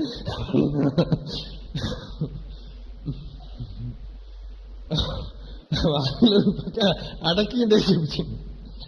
என்ன அது அதோட சுவாவம், அதுக்கே தெரியல தானே என்ன பண்ணினேன்னே தெரியாம எடுத்து வாயில போட்டு இருக்கேன். ஏன்னா அது அதோட சுபாவம், அதை டினை பண்ண, அதை பிரகிருதியை நிரோதம் பண்ண முடியாது, அது சுபாவமா இருக்கு. ஈஸ்வரன் அப்படியே படைச்சிருக்கான், என்ன பண்ண முடியும்? அப்போ அதுக்கு என்ன வழி? பூனை பூனையா இருந்தா தப்பு கிடையாது, புலி புலியா இருந்தா தப்பு கிடையாது, மனுஷன் மனுஷனா இருந்தா தப்பு கிடையாது. எல்லாரும் அவாமா தர்மத்துக்கு தகுந்தபடி இருந்தால் அவனுக்கு அந்த தர்மமே அவனை கிரமேண மேலுக்கு கூட்டின்னு போகும், சித்தத்தை சுத்தம் பண்ணும். அது மாதிரி சத்திரியன், இவன் சத்திரியன்னே நினைச்சுட்டு இருக்கானே அர்ஜுனன், பாவம் இருக்கு. ஒரு நாளைக்கு நான் பிராமணன் அல்ல அப்படின்னு ஒருத்தனுக்கு சொல்லலாம். ஆனா இந்த பிராமண சம்ஸ்காரம்ங்கிறது இவனுக்குள்ள இருக்கு. அவன் வேண்டான்னு சொன்னாலும் அவனுக்குள்ள உட்கார்ந்து இருக்கும். ஜாதி இல்லை, வர்ணம் இல்லை, ஆசிரமம் இல்லை, எல்லாம் பேசலாம். ஆனா அவ பர்சனல் லைஃப்ல போய் பார்த்தா அவளை எப்படி பிறந்த நாள்ல இருந்து எப்படி வளர்த்தின்னு வந்திருக்கானோ அதுதான் நடக்கும். அவன் எல்லாம் வெளியில சொல்லுவனே தவிர, ஏன்னா தன்னோட பிரகிருதியை விட்டு குதிக்கிறதுங்கிறது ரொம்ப கஷ்டம், ரொம்ப கஷ்டமான வேலை. ஏன்னா அந்த அது நம்மளா பண்ணின்றது அல்ல, வாசனை. அது அந்த வாசனை இருக்கு, கண்டிஷனிங்ஸ் இருக்கு. அந்த கண்டிஷனிங்ஸை முதல்ல ஒத்துக்கிண்டு தான் டிரான்சென்ட் பண்ணணும். அந்த கண்டிஷனிங்ஸை ஒத்துக்கிண்டு அதுக்கு தகுந்தபடி இருந்து மெதுவா தான் you have to go beyond it. ஒத்துக்கிறதுன்னு அர்த்தம் அதை அஃபர்ம் பண்றதுன்னு அல்ல. ஒத்துக்கிறதுங்கிறதுக்கு அர்த்தம் அது இருக்குன்னு தெரிஞ்சுக்கிறது, உணர்றது இல்லையா? அப்ப சத்திரியனா இருக்கிற அர்ஜுனனுக்கு தர்மம் என்ன? சத்திரியனோட தர்மம் என்ன? மற்றவாளையெல்லாம் காப்பாத்துறது. காப்பாத்துறதுக்காக அவன் ஆயுதம் வச்சுருக்கானே தவிர மற்றவனை உபதிரவம் பண்றதுக்காக ஆயுதம் இல்லை. அப்ப இந்த காப்பாத்துறதுக்கு நீ ஆயுதம் வச்சுருக்கியப்பா, உன்னை நம்பிட்டு எத்தனையோ பேர் இருக்கா, அவளையெல்லாம் காப்பாற்ற வேண்டியது உன்னுடைய பொறுப்பு, அது உன்னுடைய ஸ்வதர்மம். அந்த ஸ்வதர்மம் பண்ண மாட்டேன்னு நீ திரும்பி போனாலும் இப்ப வேணா இறங்கி போவியே தவிர நாளையில இருந்து நீ தூங்க மாட்டேன். இப்ப வேணா நீ இறங்கி போயிடுவேன். இப்ப வரக்கூடிய நீ இமோஷன்ல நான் யுத்தம் பண்ண மாட்டேன் அப்படின்னு ஆத்திர போய் படிச்சுட்டு விடலாம். அர்ஜுனன் யுத்தத்தில இருந்து பின்வாங்கி விட்டான்னா யுதிஷ்டிர மகாராஜா வேணா, ஐயோ என்னோட தம்பி யுத்தம் பண்ண மாட்டானே, நீ யுத்தமே வேண்டாம், அவர் ஏற்கனவே யாராவது ஒருத்தன் தன் பக்கத்துல இருந்து வேண்டாம்னு சொல்றாரான்னு பார்த்துட்டு இருக்காரு. அவர் சத்திரியனா பிறந்த பிராமணன். அவர் யாராவது ஒருத்தன் மொல்ல சொன்ன பிறகு அவர் வேண்டாம் வச்சுடுவார், யுத்தத்தை காட்டுக்கே போயிடுறோம்னு புறப்பட்டு விடுவார், வேண்டாம்னு திரும்பி விடுவார். அப்புறம் அர்ஜுனன் வாழ்க்கை பூரா தவிப்பன், தனக்குள்ள தவிச்சுட்டே இருப்பான். அந்த இமோஷன்ல சில தீர்மானங்கள்லாம் எடுத்தாலும் கொஞ்சம் கொஞ்சம் நம்ம வாசனை மேலுக்கு வரும். சில பேர்லாம் சில ஆசிரமத்துக்கு போறது, ரிஷிகேஷ் போறது, அங்கங்க போன 4 காவி வஸ்திரம் உடுத்தி நிற்கிறவங்களை பார்த்தா ஒரே அடியா வைராக்கியம் வந்து எனக்கெல்லாம் வெறுத்து போச்சு சார், நானும் காவி கட்டிக்கிறேன். காவி கட்டின்னு 4 நாள் ஆனும் டைமுக்கு காஃபி கிடைக்கிறது இல்லையே. முதல்ல அந்த இமோஷன்ல எல்லாத்தையும் பண்ணிட்டு விடலாம், அப்புறம் நமக்குள்ள இருக்கிற வாசனை முள்ள தலை தூக்கும். ஏன் அது அப்படி நீக்க முடியாது, அது பிரகிருதி.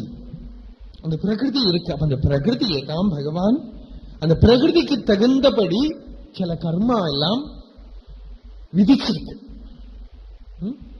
அந்த விதிச்சிருக்கிற கர்மாவை இவன் பண்ணினான்னா கவலையே இருக்காது, கன்ஃபியூஷனே இருக்காது. இவன் புது வேலையை தேடின்னு ஓடவே மாட்டான்.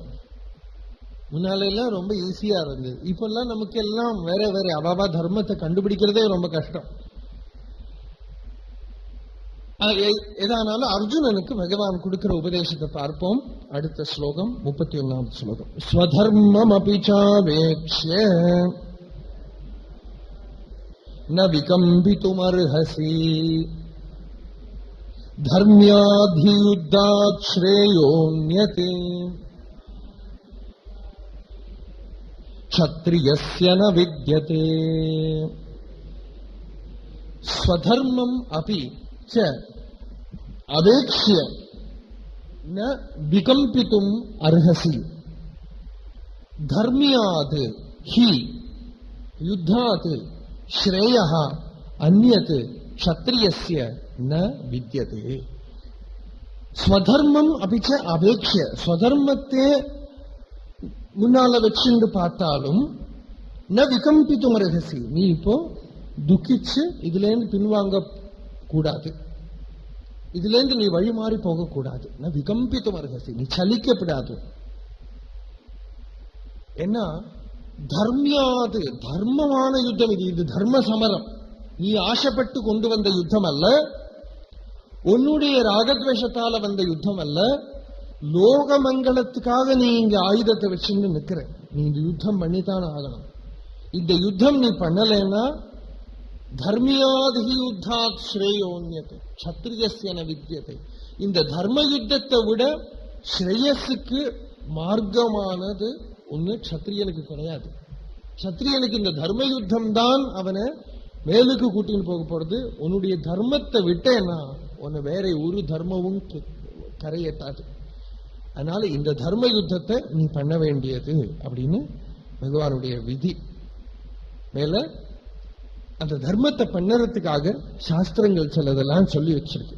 நீ தர்ம யுத்தத்தை பண்ணி இந்த தர்ம யுத்தத்துல நீ மரணம் அடைஞ்சா கூட உனக்கு உன்னதமான லோகங்கள் கிடைக்கும், சொர்க்கம் கிடைக்கும். தர்ம யுத்தத்தில இருந்து பயந்து ஓடினவனுக்கு இந்த லோகமும் கிடையாது, பரலோகமும் கிடையாது.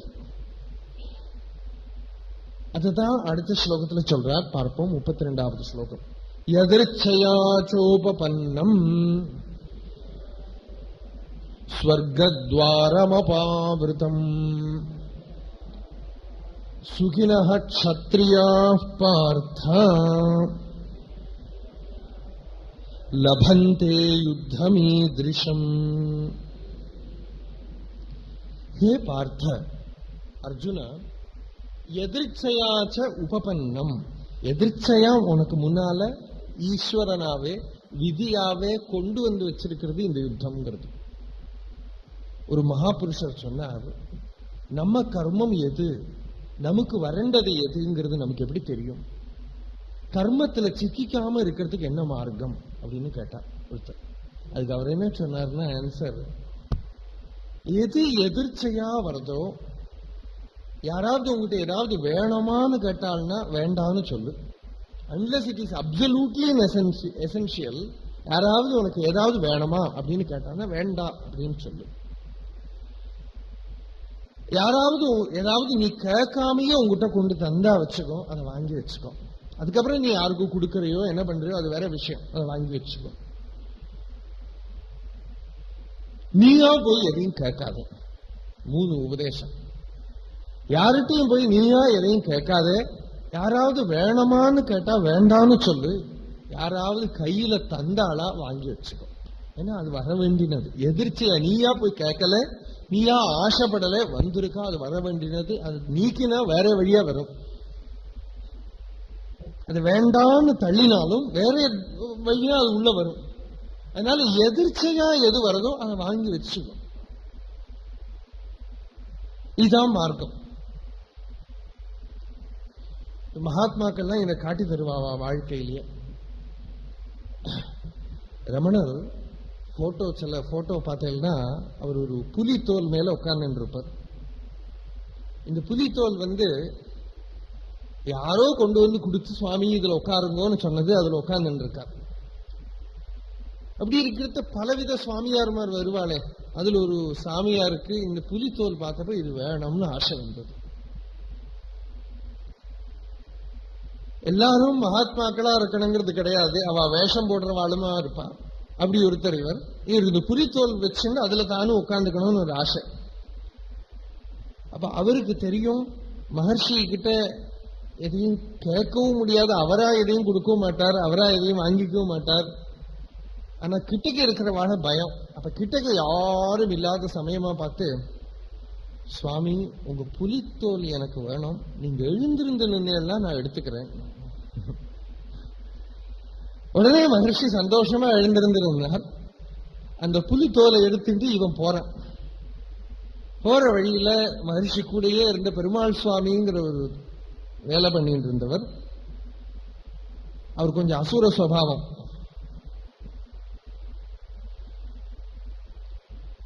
அவர் வழியிலிருந்து பார்த்துட்டாரு, இவர் புலிக்கு எங்க எடுத்துட்டு போறேன், சுவாமி கிட்டான் கொடுத்தார். சுவாமி எதுவும் கொடுக்க மாட்டார். ரெண்டு பேரும் சண்டையாச்சு. அந்த புலித்தோலை கையிலேருந்து பிடுங்கின்னு வந்து அங்க கொண்டு வந்து வச்சு உட்காருங்கோ பகவான், உட்கார்ந்து விட்டார்.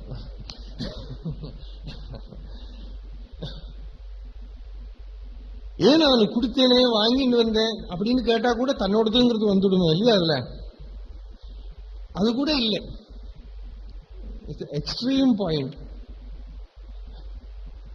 அப்போ எதிர்ச்சையா எந்த அனுபவம் வருதோ அதை டினை பண்ணக்கூடாது. எதிர்ச்சையா நம்மளா தேடிட்டு போகாம ஏதோ ஒரு அனுபவம் வந்து தலையில எழுத்து.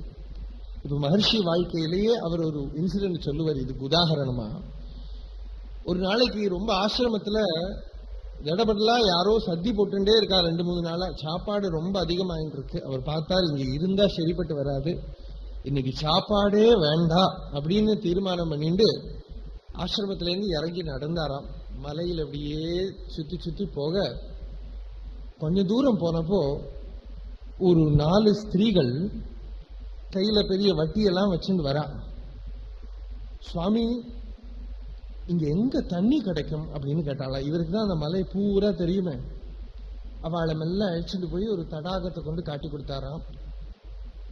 அங்க தடாக கரையில போனப்போ, உட்காருங்க சுவாமி உங்களுக்காகத்தான் கேட்டோம் சொல்லி உட்கார வச்சு நல்லா பரிமாறி சாப்பாடெல்லாம் போட்டு அனுப்பி வச்சுட்டான். ஓ, நம்மளா விட்டாலும் போல இது நம்மள விடாது போல் இருக்குன்னு பின்னி எழுந்துரு நடந்தா. காத்தால நேரம் ஏதோ போட்டா பிரேக்ஃபாஸ்ட் மாதிரி. அதுக்கப்புறம் மத்தியான நேரம் ஆச்சு, கொஞ்ச தூரம் நடந்தார். நடந்தப்ப திருப்பியும் இந்த 4 ஸ்திரீகள், இவ எங்கேன்னு வந்தானே தெரியல, இவ திருப்பியும் பிடிச்ச உட்காத்தி திருப்பியும் போட்டான். அன்னைக்கு அதிகமாவே சாப்பாடு ஆயிடுச்சு, ரொம்ப வயறு ரொம்ப போயிடுச்சு. நம்ம திருப்பி பிரதட்சணமாவே ஆசிரமத்துக்கு போறோம்னு மலையை சுத்தி பிரதட்சணம் பண்ணி ஒரு ஸ்டேஜுக்கு வர, மகர்ஷியை விட கொஞ்சம் வயசுல பெரியவர் ராமசுவாமி ஐயர்னு ஒருத்தர் இருந்தா, ராமசுவாமி தாத்தா அப்படின்னு கூப்பிடுவார். அவர் என்ன பண்ணிருக்காரு, அன்னைக்கு ஸ்பெஷலா ஆரஞ்சு எல்லாம் அன்னைக்கு கிடைக்கவே செய்யாது, எங்கெங்கோ ஆரஞ்சு கிடைச்சிருக்கு. அந்த ஆரஞ்சு ஜூஸா புழிஞ்சு சுவாமிக்கு கொடுக்கணும்னு எடுத்துட்டு வந்திருக்காரு. ஆசிரமத்துல சுவாமி இல்லை, யாரோ சொன்னா எங்கேயோ பிரதட்சணத்துக்கு போயிருப்பார். இவர் அப்பிரதட்சணமா வந்து பிடிச்சுட்டார் ஒரு மண்டபத்துல. அங்க பிடிச்சு உட்கார வச்சு இந்த ஜூஸையும் கொடுத்தாராம். அப்ப மகர்ஷி சொல்றார், நம்மளா எதுவுமே தீர்மானம் பண்ணப்படாது. இன்னைக்கு நான் சாப்பிட மாட்டேன்னு தீர்மானம் பண்ணினதுக்கு 2 வேளை சாப்பாடுக்கு பதிலா 3 வேளை சாப்பிட வேண்டி வந்தது. அதனால எதிர்ச்சையா எது வருதோ அதை எடுத்துக்கோ. அது நல்லதா இருக்கட்டும் கெட்டதா இருக்கட்டும், அதை டாட்ஜ் பண்ணணும்னு பார்த்தோம்னா நம்ம வேணா ரொம்ப சமத்துன்னு நினைச்சுப்போம், அதை டாட்ஜ் பண்ணிட்டோம்னு நினைச்சுப்போம். ஏன் டாட்ஜ் பண்றோம்? பயத்தினால தானே. அனுபவிச்சா ரொம்ப கஷ்டமா இருக்குமோ என்னவோ, அதனால அதை எப்படியாவது தவிர்க்கணும். அதுக்கு தானே இருக்கிற சுவாமி கோவிலுக்கெல்லாம் போறோம். ஏன் சுவாமி கோவில் எவ்வளவு கூட்டம்? ஏதோ ஒரு அனுபவம் வராம இருக்கணும், அதுக்கு அவர் எங்கேயாவது ஒத்தாசை பண்ணுவாரான்னு பாக்குறதுக்கு தான் சுவாமி கிட்ட எல்லாம் போயிட்டு இருக்கோம். அவர் என்ன பண்ணுவார் தெரியுமோ? சுவாமி கிட்ட போய் ரொம்ப அவருக்கு தொந்தரவு கொடுத்தா அவர் என்ன பண்ணுவார்னா, அந்த எக்ஸ்பீரியன்ஸை எடுத்து இன்னைக்கு வரத்துக்கு பதிலாக நாளைக்கு வைப்பார். அப்ப என்ன ஆகும் தெரியுமோ, நாளைக்கு வேற ஏதாவது ஒரு எக்ஸ்பீரியன்ஸ் வரத்துக்கு இருக்கும், அதுவும் வரும் இதுவும் வரும், சேர்ந்து 2மா ஒரு நாளைக்கு அனுபவிக்க வேண்டி வரும். ஏதாவது ஒரு அனுபவம் எதிர்ச்சையா வருது, நல்லதா இருக்கட்டும் கெட்டதா இருக்கட்டும், அதெல்லாம் நம்ம புத்தியை போட்டு பார்க்காம அதை எடுத்துக்கோ. இதுதான் பகவான் இங்க யுத்த விஷயத்துல கூட அர்ஜுனன் கிட்ட சொல்றாரு. இந்த யுத்தமா இருக்கட்டும், எதிர்ச்சையா உன் முன்னால வந்திருக்கு இந்த யுத்தம். இது என்னது தெரியுமா உனக்கு? எதிர்ச்சையா வந்திருக்கிற இந்த யுத்தத்தை நீ பண்ணினேன்னா ஸ்வர்கத்வாரம் அபாவிருத்தம் அப்படிங்கிறார். உனக்கு ஸ்வர்க்கத்துக்கு இருக்கிற கதவு திறந்து கிடக்கிறது. நம்ம விஷயத்துல பார்த்தோம்னா எந்த அனுபவமா இருக்கட்டும், அந்த அனுபவம் நம்மளா தேடி போகாம எதிர்ச்சையா வந்திருக்குன்னா, அதுல பற்று இல்லாம நம்ம அதுக்குள்ளால கடந்து போயிட்டோம்னா நம்ம சித்தம் சுத்தம் ஆயிடும். நம்ம பகவான் கிட்டக்க அடுத்துட்டே இருப்போம். துக்கமா இருக்கட்டும், சுகமா இருக்கட்டும். ஸ்வர்கத்வாரம் அபாவிருத்தம். அப்புறம் பகவான் சொல்றார், சுகினஹா க்ஷத்ரியாஹா பார்த்தா. ஹே பார்த்த, க்ஷத்ரியன்மார் பாக்கியம் உள்ளவா.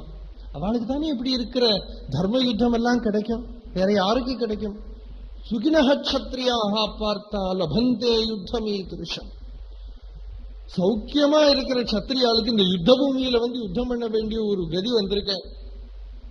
இந்த யுத்தம் எதுக்கு அவளுக்கு தெரியுமா? சொர்க்க துவாரம் திறந்து கிடக்கிறது, அதனால யுத்தம் பண்ணு அப்படின்னு சொல்றார். அப்புறம் அர்ஜுனனுக்கு ஒரு சந்தேகம் இருக்குன்னு பார்த்து பகவான் சொல்றார், இந்த யுத்தம் நீ பண்ணலைனால், கையில தான் நல்ல வடி இருக்கும் இல்லையோ, இதை நீ பண்ணலைன்னா என்ன ஆகும்ங்கிறது அடுத்த ஸ்லோகம், 33வது ஸ்லோகம். அத சேத்வமிமம் தர்மியம் சங்கிராமம் ந கரிஷ்யசி ததஸ்வதர்மம் கீர்த்திம் ச ஹித்வா பாபமவாப்ஸ்யசி. அத இன்னம சேத் அத சேத் துவம் நீ இமம் தர்மியம், உன்னுடைய இந்த தர்மம் முன்னால வந்து நிற்கிறது. இந்த தர்மம் எப்படி இருக்கு? சங்கிராமம். சங்கிராமம்னா யுத்தம்னு அர்த்தம். இந்த சங்கிராமம் ந கரிஷ்யசி, நான் பண்ண மாட்டேன்னு நீ பின்வாங்கினேன்னா உனக்கு என்ன வரும் தெரியுமோ? ஸ்வதர்மம், ஸ்வதர்மத்தையும் நீ இழந்துடுவேன். மாத்திரமல்ல, இப்ப அர்ஜுனன்னாலே எழுந்திருந்து நிற்கிற மாதிரி ஒரு ரெஸ்பெக்ட் இருக்கு சத்திரியாளுக்கு நடுவில். உனக்கு நல்ல கீர்த்தி இருக்கு. லோகத்துல ஒண்ணும் இல்லாட்டாலும் மனுஷனுக்கு நல்ல பேராவது இருந்தா ஒன்னு நல்லா இருக்கும் இல்லையா? கீர்த்தி, அந்த கீர்த்தி இருக்குப்போ அதையும் இழந்துடுவேன். ஸ்வதர்மத்தையும் இழந்துடுவேன், கீர்த்தியும் இழந்துடுவேன். ஸ்வதர்மம் கீர்த்திம் ச ஹித்வா, அது மாத்திரமல்ல பாபமவாப்ஸ்யசி, உனக்கு பாபம் வந்து பாதிக்கும். என்ன பாபம் தெரியுமோ? இந்த நிற்கக்கூடிய சைன்யங்கள் உன்னை நம்பின்னு இருக்கிறவா, இவாள் எல்லாம் மனசால அர்ஜுனன் இருக்கான் அர்ஜுனன் இருக்கான் அர்ஜுனன் இருக்கான்னு நம்பின்னு இருக்கா. இவாள்லாம் நாளைக்கு உன்னை சபிப்பா. அவன் கையை விட்டுட்டானே அவளா கதயிஷ்யந்தி தே அவ்யயாம் சம்பாவிதஸ்ய ச கீர்த்திஹி மரணாத் அதிரிச்யதே. ஹே அர்ஜுன, இங்க இருக்கிற ஆளுகள்லாம் நாளைக்கு உன்னை பத்தி அகீர்த்தி பேசுவா, கண்டபடி பேசுவா. ஒரு காலத்திலையும் அழியாத அகீர்த்தி உனக்கு உண்டாகும், புகழ் நாசம் உண்டாகும் உனக்கு. அவ்யயாம் அகீர்த்தி. நீ எப்படி இருக்கக்கூடியவன்? சம்பாவிதா. சம்பாவிதன்னா நல்ல பகுமானிதன். எல்லாரும் உன்னை பத்தி நினைச்சாலே பகுமானமா இருக்கும். தேவலோகத்துல இந்திரன் சொந்த சிம்ஹாசனத்துல உன்னை உட்கார வச்சுருக்கான். அப்படி இருக்கிற உனக்கு அகீர்த்தி வருது, பேரு தோஷம் வருது இருக்கே, அதை விட மரணமே சிரேஸ்கரம். அதை விட இந்த யுத்தத்துல இறக்கிறதே மேல, மரணமே மேல. அதனால அகீர்த்தியை விட மரணத்தை விட பயங்கரம் இந்த பேரு தூஷம் வருதுங்கிறது. மரணாது அதிரிச்சது, மரணத்தை விட பயங்கரம் உனக்கு நல்ல பேரு இருந்து அதெல்லாம் கெட்டு போறதுங்கிறது. இதெல்லாம் பகவான் இதைத்தான் சொல்றாரு நினைச்சுக்காதீங்க. எப்படியாவது அர்ஜுனனை ஸ்வதர்மத்துக்கு கொண்டு வரணும், அதுக்கு ஒரு டெக்னிக் மட்டும்தான் குரு இப்படி எல்லாம் உபயோகப்படுத்துவார். ராமகிருஷ்ண பரமஹம்சருக்கு நிறைய சிஷ்யாள் இருந்தா. அதுல இருக்கிற சிஷ்யாள்கிட்ட எல்லாம் காமனா அவர் கொடுக்கிற ஒரு உபதேசம் என்ன, பெண் விஷயத்திலையும் பொன் விஷயத்திலையும் ரொம்ப ஜாக்கிரதையா இருக்கணும்னு எப்பவுமே உபயோகப்படுத்த சொல்லிட்டே இருப்பார். பிரம்மச்சாரிகளா யாராவது வந்தா ரொம்ப சந்தோஷப்பட்டுப்பார். யாராவது வந்தா உனக்கு கல்யாணம் ஆயாச்சோ அப்படின்னு கேட்பார். கல்யாணம் ஆயாச்சுன்னா அவர் ரொம்ப கவலைப்பட்டுக்கிற மாதிரி, ஐயோ நீ கல்யாணம் பண்ணிட்டுட்டியா அப்படின்னு சில பேர் விஷயத்துல சொல்லுவார். சில பேர் விஷயத்துல ஸ்லாகிப்பர். இப்படி எல்லாம் குரு சிஷ்யனுக்கு தகுந்தபடி பேசுறது தானே குரு. அப்படி இருக்கிறத அவருக்கு ஒரு சிஷ்யர் யோகானந்தான்னு பேரு, சுவாமி யோகானந்தா. அவருக்கு யோகின் தான் பூர்வாசிரமத்திலேயே நாமம். இந்த யோகின் அவ அம்மா ரொம்ப வற்புறுத்தினா அவரை கல்யாணம் பண்ணிக்கிறதுக்கு. ரொம்ப சொன்னதுனால இவர் கல்யாணம் பண்ணிட்டார். கல்யாணம் பண்ணின பிறகு இவருக்கு குருவை பார்க்க போறதுக்கு மனசுக்கு ரொம்ப கஷ்டம். ஐயோ அவர் போனா என்ன சொல்வாரோ, நான் கல்யாணம் பண்ணிட்டுட்டேன்னு, இந்த கல்யாணம் பண்ணின பிறகு அவர் முன்னால எப்படி போய் நிக்கிறது அப்படின்னு ரொம்ப கவலைப்பட்டு இருந்தார். ராமகிருஷ்ணன் வரவாழ்கிட்ட எல்லாம் சொல்லி அனுப்பினார். அந்த யோகினை வர சொல்லி எனக்கு பார்க்கணும், அவன் கல்யாணம் பண்ணினாலும் பரவாயில்ல வர சொல்லு இப்படின்னு எல்லாம் சொன்னார். அப்பவும் அவர் வரல. அப்ப ராமகிருஷ்ணன் என்ன சொன்னார் தெரியுமா, வரவாழ்கிட்டே எல்லாம், ஆமா அவன் 4 மாசம் முன்னால எங்கிட்ட இருந்து 2 ரூபாய் வாங்கிட்டு போயிருக்கான், திருப்பி கொடுக்கறதே இல்ல. இப்படி எல்லாம் அதர்மைகளா இருப்பாளோ, பணத்தை எடுத்துட்டு போய் திருப்பி கொடுக்காம இருப்போம். வரவாழ்கிட்ட எல்லாம் சொல்ல ஆரம்பிச்சார். இந்த நியூஸ் போய் அவர் காதுல விழுந்தப்ப சொடிச்சது. ஆமா அவர் 2 ரூபாய் நமக்கு, எனக்கு என்னத்துக்குன்னு அந்த 2 ரூபாயை எடுத்துன்னு வந்தான் ஒரு நாளைக்கு. வரத்தை பார்த்தோன்னே, தூரக்கேந்து பார்த்தோன்னே இவர் ஓடி போய் கட்டி பிடிச்சுட்டு, என்னுடைய இந்த ஸ்பர்ஷம் உனக்கு பலிக்கும்னா நீ ஒரு கல்யாணம் அல்ல 10 கல்யாணம் பண்ணிட்டாலும் உனக்கு ஒன்னும் ஆகாது. நீ வராம இருந்துட்டேப்பா என்ன பார்க்காம. எப்படி துடிச்சு போனேன் தெரியுமா நான் உன்னை நினைச்சுட்டு. அதுக்கு இது உபயோகப்படுத்தினார். 2 ரூபாய் கொடுக்கறதுக்கு இருக்குங்கிற ஒரு விஷயத்தை உபயோகப்படுத்தின்னு இழுத்துட்டு வருது. அதே மாதிரி தான் இங்க பகவான் அகீர்த்தி மரணம் தான். நாளைக்கு எல்லாம் அவனை பத்தி கெட்ட வார்த்தையெல்லாம் பேசுவா, இப்படி எல்லாம் சொல்லி இவன் எப்படியோ டிராக்குக்கு கொண்டு வரணும். டீரைலிங் ஆயிருக்கு இப்போ வண்டி, அதை டிராக்குக்கு கொண்டு வரணும். அதுதான் பகவான் பார்த்துட்டு இருக்காரே தவிர இல்லாம இந்த அகீர்த்தி லோகத்துல எல்லாரும் நல்லது சொல்லணும் இப்படி எல்லாம் தான் வாஸ்தவம் நினைச்சுக்கூடாது. அது ஒரு வாசனையா போயிடும். எல்லாரும் என்னை பத்தி நல்லது சொல்லணும்னா ஒருக்காவும் நடக்காது. அதனால அதுதான் பகவான் இங்க அர்த்தமாக்குறாருன்னு நினைச்சுக்கப்படாது. தர்மம் முக்கியங்கிறத அர்த்தமாக்குறார். தர்மத்தை பண்ணி லோகம் பூரா நம்மளை பழிச்சாலும் பரவாயில்ல, தர்மத்தில இருந்து லோகம் பூரா நம்மளை பழிச்சாலும் பரவாயில்ல, ஆனா தர்மத்தை பண்ணணும். லோகத்தை பிளீஸ் பண்றதுக்காக அதர்மத்தை பண்ணப்படாது. லோகத்துல இருக்கிறவா நல்லது சொல்லணுங்கிறதுக்காக அதர்மத்தை பண்ணப்படாது. தர்மத்தை பண்ணி லோகம் பழிச்சாலும் பரவாயில்ல. கீர்த்திங்கிறது வாஸ்தவத்துல எங்க சஜ்ஜனங்கள் வாயிலேருந்து 2 வார்த்தை இவன் சிரேஷ்டன்னு விழுந்தா போறோம். அல்லாம லோகம்ங்கிறதுனால எல்லா லோகம்னு அர்த்தம் இல்லை. சஜ்ஜனங்கள் வாயிலேருந்து இவன் சிரேஷ்டன் ஒரு வார்த்தை விழுந்தா போறோம். அது நஷ்டம் ஆயிடுச்சுன்னா மரணமே அதுக்கும் மேல அப்படின்னு சொல்ல, மேலையும் ஒரு பிக்சர் கிரியேட் பண்றார் பகவான். நீ யுத்தத்திலேருந்து திரும்பி போனேன்னா எப்படி இருக்கும் ஒரு சித்திரமா முன்னால வரைச்சு காட்டுறார். அடுத்த ஸ்லோகம் பார்ப்போம். 35. பயாது ரணாதுபரதம் மம்ஸ்யந்தே த்வாம் மகாரதாஹ ஏஷாம் சத்வம் பகுமதோ பூத்வா யாஸ்யசி லாகவம். பகவான் அர்ஜுனன் கிட்ட சொல்ற, அர்ஜுனா அங்க பாரு நடுவுல யாரு நிக்கிறா பாரு. அர்ஜுனனுக்கு எங்கேயுமே பார்க்க பிடிக்கல. அங்க பாரு யாரு நிக்கிறா. அவன் இப்படி எட்டி எட்டி பார்த்துட்டு இருக்கான். ஒருத்தன் பார்த்தையா? யாரு? துரியோதனன். என்ன பேசிக்கிறான், என்ன பேசிக்கிறான், கொஞ்சம் கேட்டா தேவையில்லையா நிக்கிறான். அவன் எதுக்கு நிக்கிறான்னு தெரியுமோ? நீ கொஞ்சம் திரும்பி யுத்தம் வேண்டான்னு திரும்பினா போற. இவன் என்ன பண்ணுவேன் தெரியுமா? நாளைக்கு ஹஸ்தினாபுரம் டைம்ஸ் பேப்பர்ல பப்ளிஷ் பண்ணுவேன்.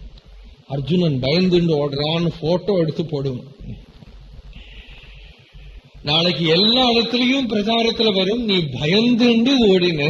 யாரும் சொல்ல மாட்டா நீ தர்ம புத்தியால ஓடினேன்னு ஒருத்தனும் சொல்ல போறதில்லை. நீ என்னவோ எல்லாரையும் கொல்ல மகாபாபம் பண்ணப்படாதே, வதம் பண்ணப்படாதே, தர்மத்தை நினைச்சுட்டு தான் நீ யுத்தத்திலிருந்து பின்னால போனேன்னு ஒருத்தனும் சொல்ல மாட்டான்.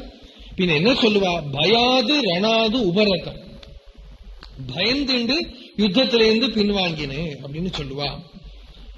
யாரு சொல்லுவா? மகாரதாக, இருக்கிற பெரிய பெரிய மகாரதன்மார் இருக்க, அவ கூட உன்னை பத்தி அப்படி பேசுவா. இவாளுக்கெல்லாம் நீ இப்ப பகுமானியனா இருக்க. ஏஷாம் சத்துவம் பகுமதா, எல்லாருக்கும் நீ பகுமானியனா இருந்து லாகவம் யாசேசி, நாளைக்கு ரொம்ப உன்னை ஸ்லைட்டா பேசுவா, நாளைக்கு உன்னை ரொம்ப துச்சமா பேசுவா, துச்சமா பேசுவா. அந்த நிலைக்கு நீ கீழே வந்துடுவேன். எது எது உன்னை பத்தி சொல்லப்படாதோ அப்படி இருக்கிற வார்த்தையெல்லாம் நாளைக்கு வாழலாம் உன்னை பத்தி சொல்லுவா. இதெல்லாம் உனக்கு கேட்கணுமா? இதெல்லாம் உனக்கு கேட்கணுமா? எல்லாரையும் நன்னா பாரு அப்படின்னு சொல்லி அடுத்த ஸ்லோகத்துல திருப்பி அதே சொல்றாரு. பார்ப்போம் 36. அவாச்யவாதாம்ச பகூன் வதிஷ்யந்தி தவாஹிதாஹ நிந்தந்தஹ தவ சாமர்த்தியம் ததோ துக்கதரம் கிம். அவாச்யவாதான் ச பகூன் வதிஷ்யந்தி தவ அஹிதாஹ நிந்தந்தஹ தவ சாமர்த்தியம் ததஹ துக்கதரம் நு கிம். உன்னை பத்தி எது எது சொல்லப்படாதோ, வாயால சொல்லக்கூடாத வார்த்தைகள்லாம் சொல்லுவா. அவாச்சியவாதான் பகூன் வதிஷ்யன். யாரு சொல்லுவா? எப்பவுமே நம்மளை பத்தி லோகம் கெட்டது சொல்றதே கெட்டது சொல்றதே. அவள்லாம் நம்மளை பத்தி நல்லது சொல்லணும்னு நம்ம ஆசைப்பட்டா ரொம்ப கஷ்டம். ஒரு விதத்துல பார்த்தோம்னா இந்த கெட்டது சொல்றவா யாரு தெரியுமோ?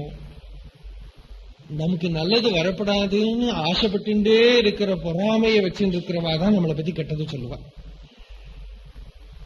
அவ ஒரு காலத்துல நம்மளை பத்தி ஒன்னும் சொல்லாம இருக்கான்னு அதுக்கு அர்த்தம் அவ நம்மளை இஷ்டப்படுறான்னு அர்த்தம் இல்லை. உள்ள சொல்லின்னு இருக்கா, டைம் கிடைச்சா வெளியில சொல்லுவா.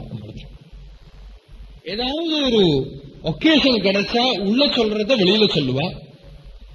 இல்ல சொல்ல முடியாத நிலையா இருந்தா உள்ள வச்சுப்பா. ஆனா என்னவா இருந்தாலும் அவ நம்மளை எங்க கீழே போடணும்னு பார்த்துட்டு இருக்கிறவா தான் அஹிதாக. எல்லாருக்குமே இப்படி இருக்கிறவா லோகத்துல இருப்பா. எல்லாருக்குமே லோகத்துல இருக்கிறவா பூரா ஹிதமா இருக்க மாட்டா. எல்லாருக்கும் கொஞ்சம் பேர் அஹிதாளா இருப்பா. இவனுக்கு நல்லது வரப்படாதுன்னு ஆசைப்படுறவா இருப்பா.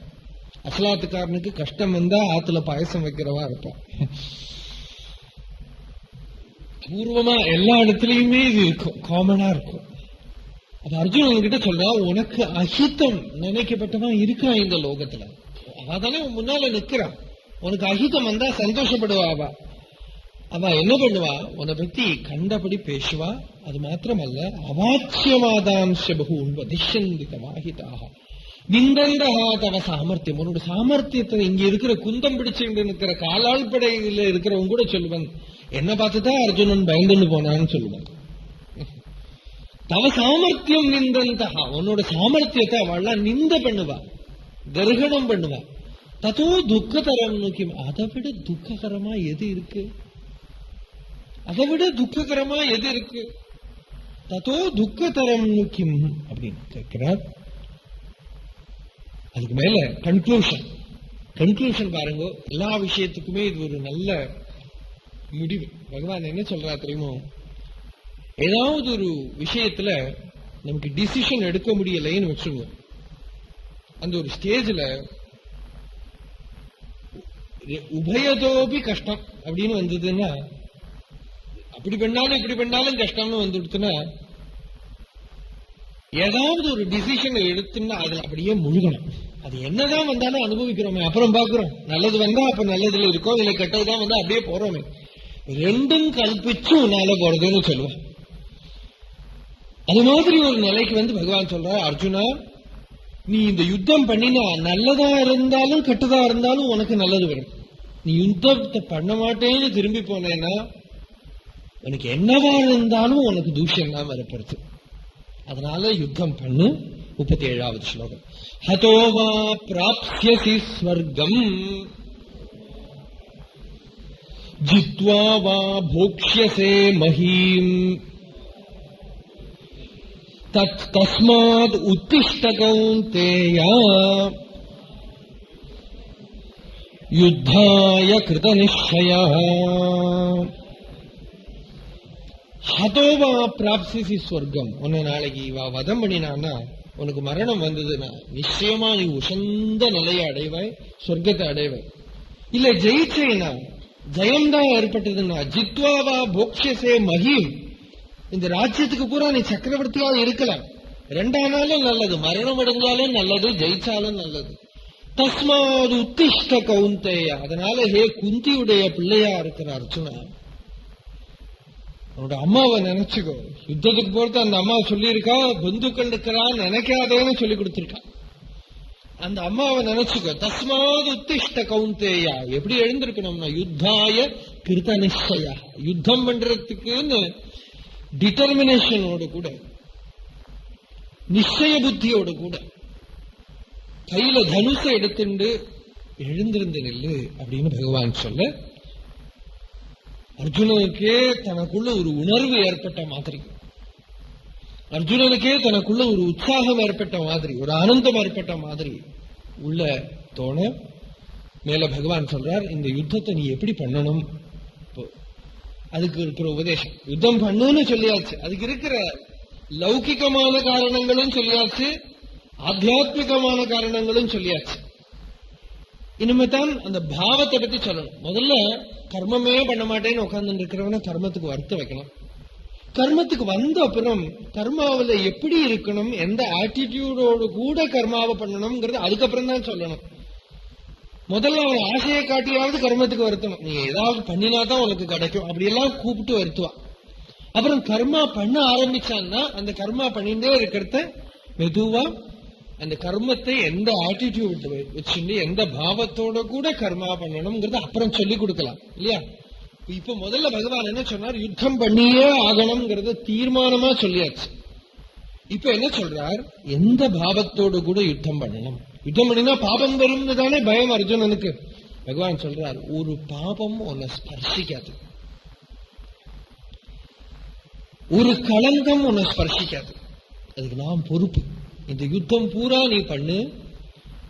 யுத்தம்னா யுத்தம் மாத்திரமல்ல, எந்த கர்மா பண்ணினாலும் நம்மளை எப்படி எடுத்துக்கணும்னா, எந்த கர்மாவில நம்ம இருந்தாலும் ஸ்வதர்மம் எப்படிதான் இருந்தாலும் அந்த ஸ்வதர்மத்தை பண்ணத இப்ப சொல்ல போற பாவத்தோடு கூட நம்ம இருந்தோம்னா அதுல இருக்கிற ஒரு களங்கமும் நம்மளை பாதிக்காது. அந்த பாவத்தை பகவான் சொல்றார். 38வது ஸ்லோகம் பார்ப்போம். சுக துக்கே சமே கிருத்வா லாபா லாபௌ ஜயா ஜயௌ ததோ யுத்தாய யுஜ்யஸ்வ